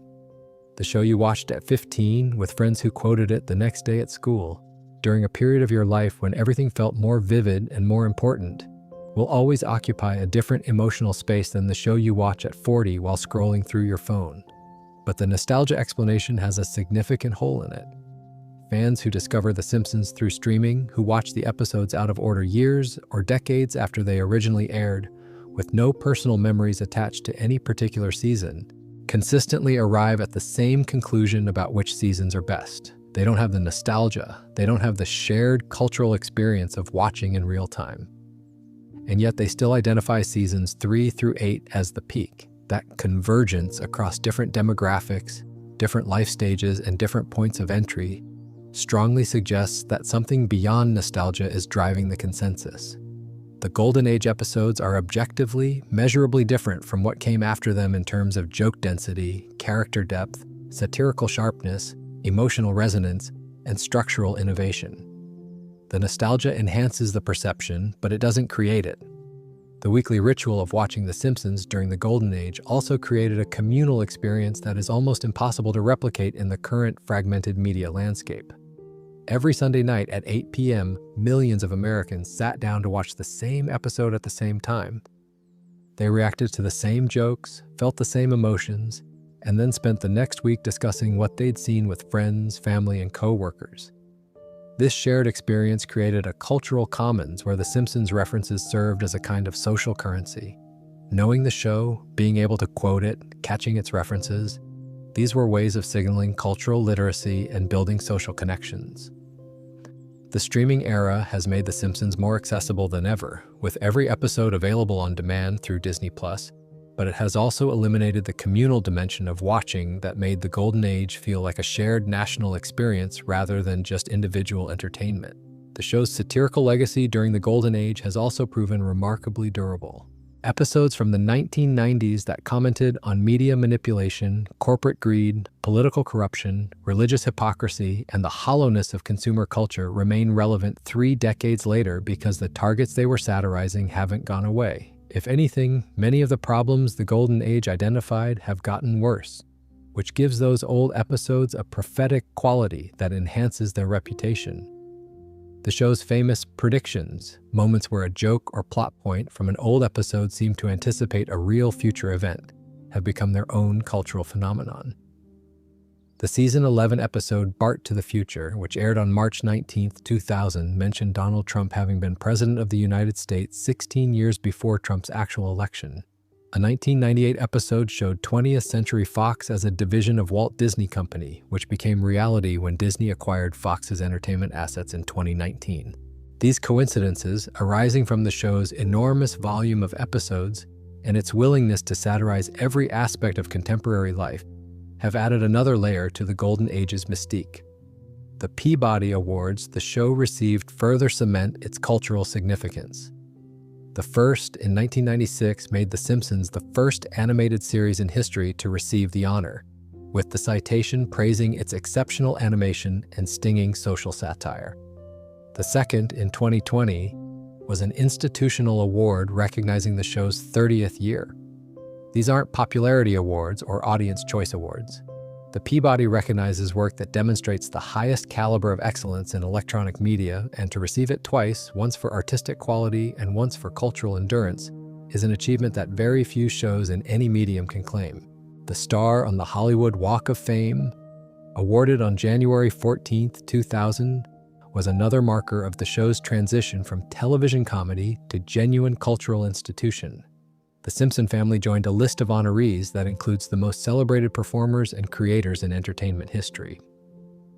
For fictional characters to receive this recognition was unusual, and it reflected the degree to which Homer, Marge, Bart, Lisa, and Maggie had transcended their medium to become icons that existed independently of any specific episode or season. Before we move on, make sure to subscribe if you're enjoying this breakdown. All of this leads to a final reflection on what The Simpsons' complete arc, from struggling newcomer to cultural institution to perceived decline to possible renaissance, teaches us about creativity, longevity, and the complicated relationships between shows and the audiences that love them. The Simpsons' complete journey from those crude animated shorts on The Tracy Ullman Show in 1987 through the golden age of the 1990s and into its current incarnation as a 37-season institution renewed through season 40, represents one of the most comprehensive case studies in creative longevity that any medium has ever produced. The arc of the show is, in many ways, the arc of television comedy itself over the last 4 decades. It contains lessons about what makes great art, what sustains it, what threatens it, and what happens when a creative endeavor outlives the specific conditions that made it exceptional. The first lesson the Golden Age teaches is about the relationship between creative hunger and creative quality. The Simpsons was at its best when the people making it felt they had something to prove. In the early seasons, they were proving that animation could be a vehicle for sophisticated adult comedy. During the Golden Age, they were proving that a television show could be simultaneously hilarious, emotionally moving, socially relevant, and culturally important. The pressure of those ambitions, the refusal to accept that an animated sitcom had inherent limitations, drove the creative team to produce work that exceeded what anyone had thought possible from the format. When that hunger was satisfied, when the show's place in culture was secure and its renewal was guaranteed, The urgency that had produced extraordinary work was replaced by the comfort that produces merely adequate work. This pattern is not unique to The Simpsons. It appears across creative fields, from music to literature to film. The debut album is often the best because the artist had a lifetime of material and motivation to pour into it. The sophomore effort struggles because the hunger that fueled the first has been partially satisfied by its success. The Simpsons experienced this dynamic across a much longer timeline, but the underlying principle is the same. The second lesson is about the importance of creative turnover and fresh perspectives. The Golden Age thrived because new showrunners arrived every 2 years, each bringing different sensibilities and priorities to the material. This regular infusion of fresh creative energy kept the show from settling into patterns or exhausting any single approach to comedy. When the turnover stopped, when single showrunners stayed for years or decades at a stretch, the show's evolution stalled. The Selman era's co-showrunner system represents an attempt to reverse this stagnation, and the improved critical reception of recent seasons suggests that the approach has merit. The lesson for any long-running creative endeavor is clear. New voices are not a threat to a show's identity. They're essential to keeping that identity vital. The third lesson is about the danger of flanderization, of reducing complex characters to their simplest traits. The Golden Age succeeded because its characters felt like real people who happened to be drawn in yellow. Homer was stupid but also loving, lazy but also loyal, selfish but also capable of sacrifice.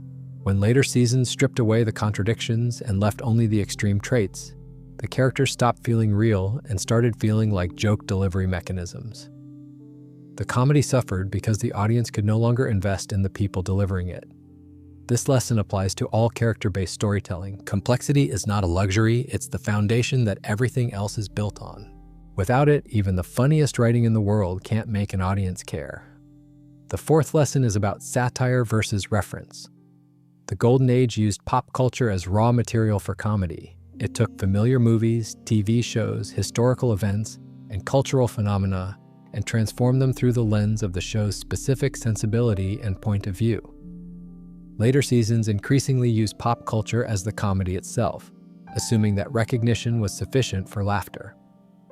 The difference between these approaches is the difference between a comedian who has opinions about the world and a comedian who just describes what's happening in the world.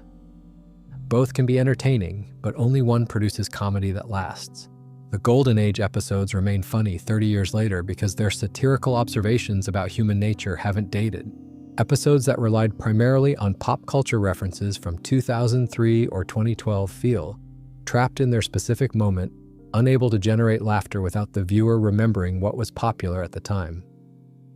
The fifth lesson is about the economics of creative longevity. The Simpsons continues because it remains profitable.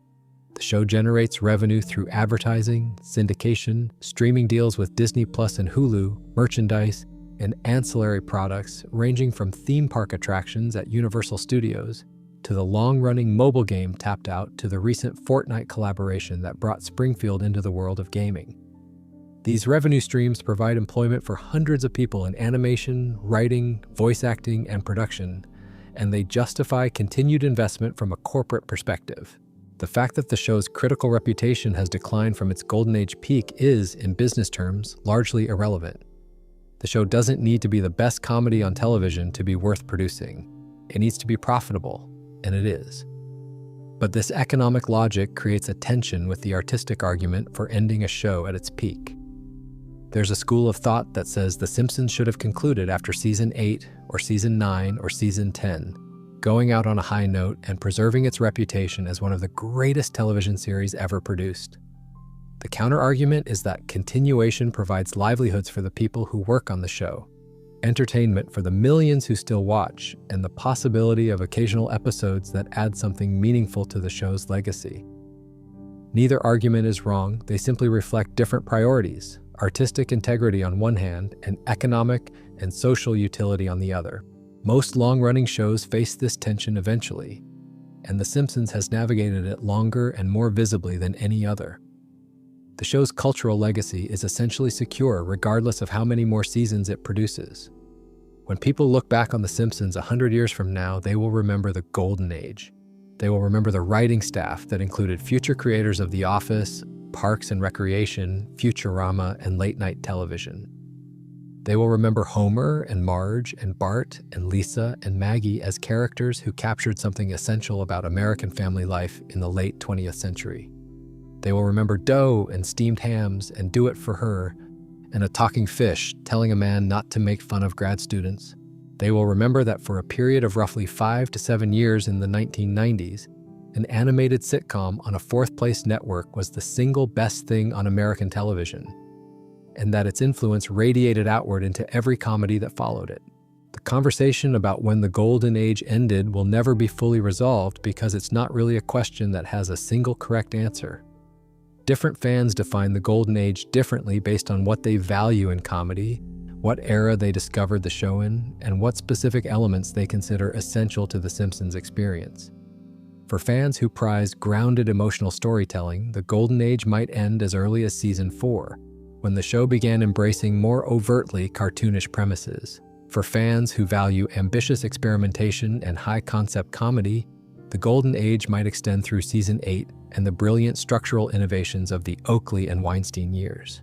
For fans who simply look at the overall hit rate of great episodes per season, the golden age most likely spans from season 3 through season 8, with season 9 as a contested final chapter that contains both clear golden age holdovers and the first unmistakable signs of what would follow. What seems beyond reasonable dispute is that the show's creative output changed meaningfully between its peak in the mid-1990s and its Scully-era continuation at the turn of the millennium.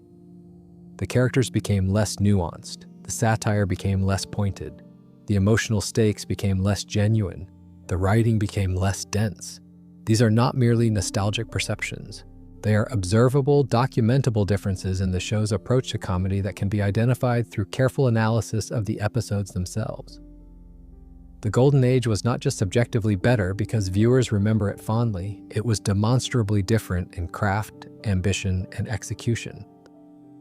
And yet the show continues. As of early 2026, The Simpsons has aired over 800 episodes, been renewed through season 40, surpassed 1 billion hours of streaming on Disney+, and is being run by a showrunner whose creative reforms have drawn the most positive critical attention the show has received in 20 years.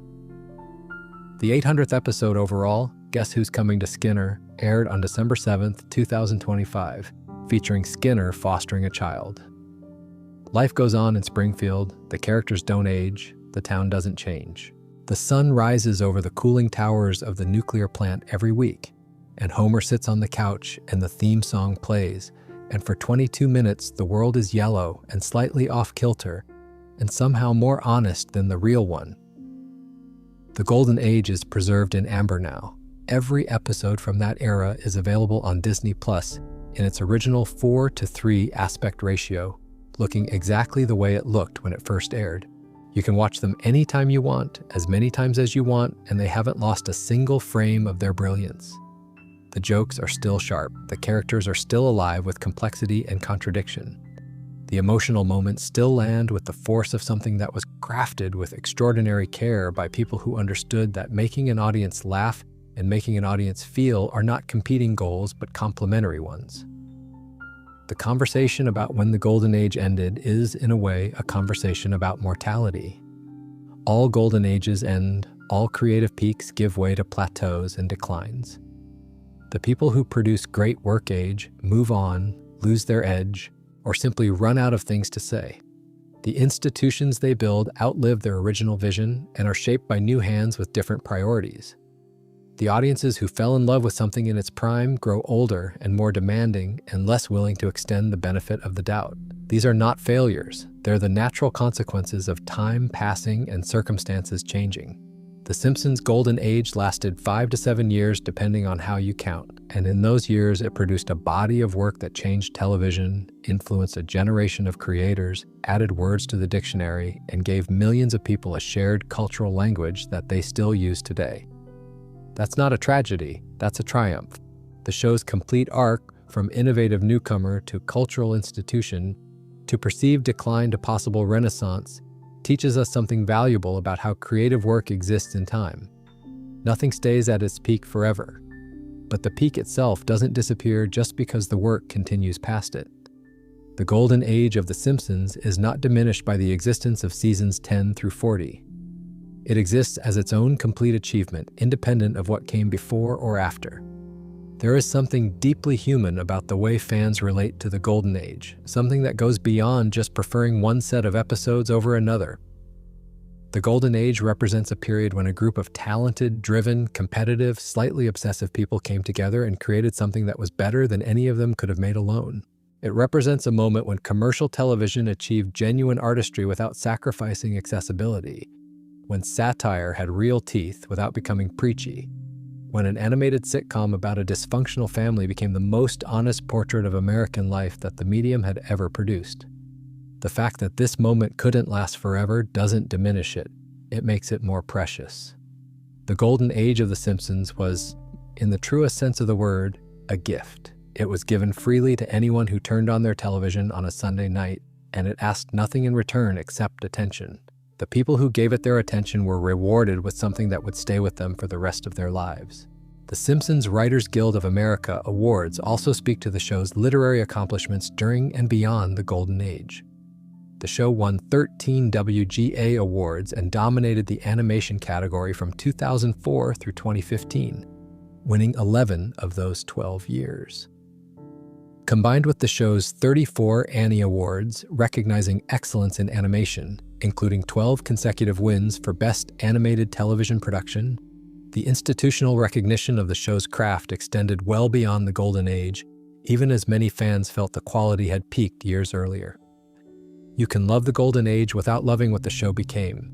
You can acknowledge the decline without dismissing the later years entirely. You can hold multiple truths simultaneously. The Simpsons was once the greatest show on television. It has not been the greatest show on television for a very long time. It is still on television, and it is still watched, and it still matters to millions of people. And there is nothing contradictory about any of those statements. The deeper truth that the golden age conversation reveals is about how we relate to the things that shape us. The Simpsons didn't just entertain a generation, it formed one.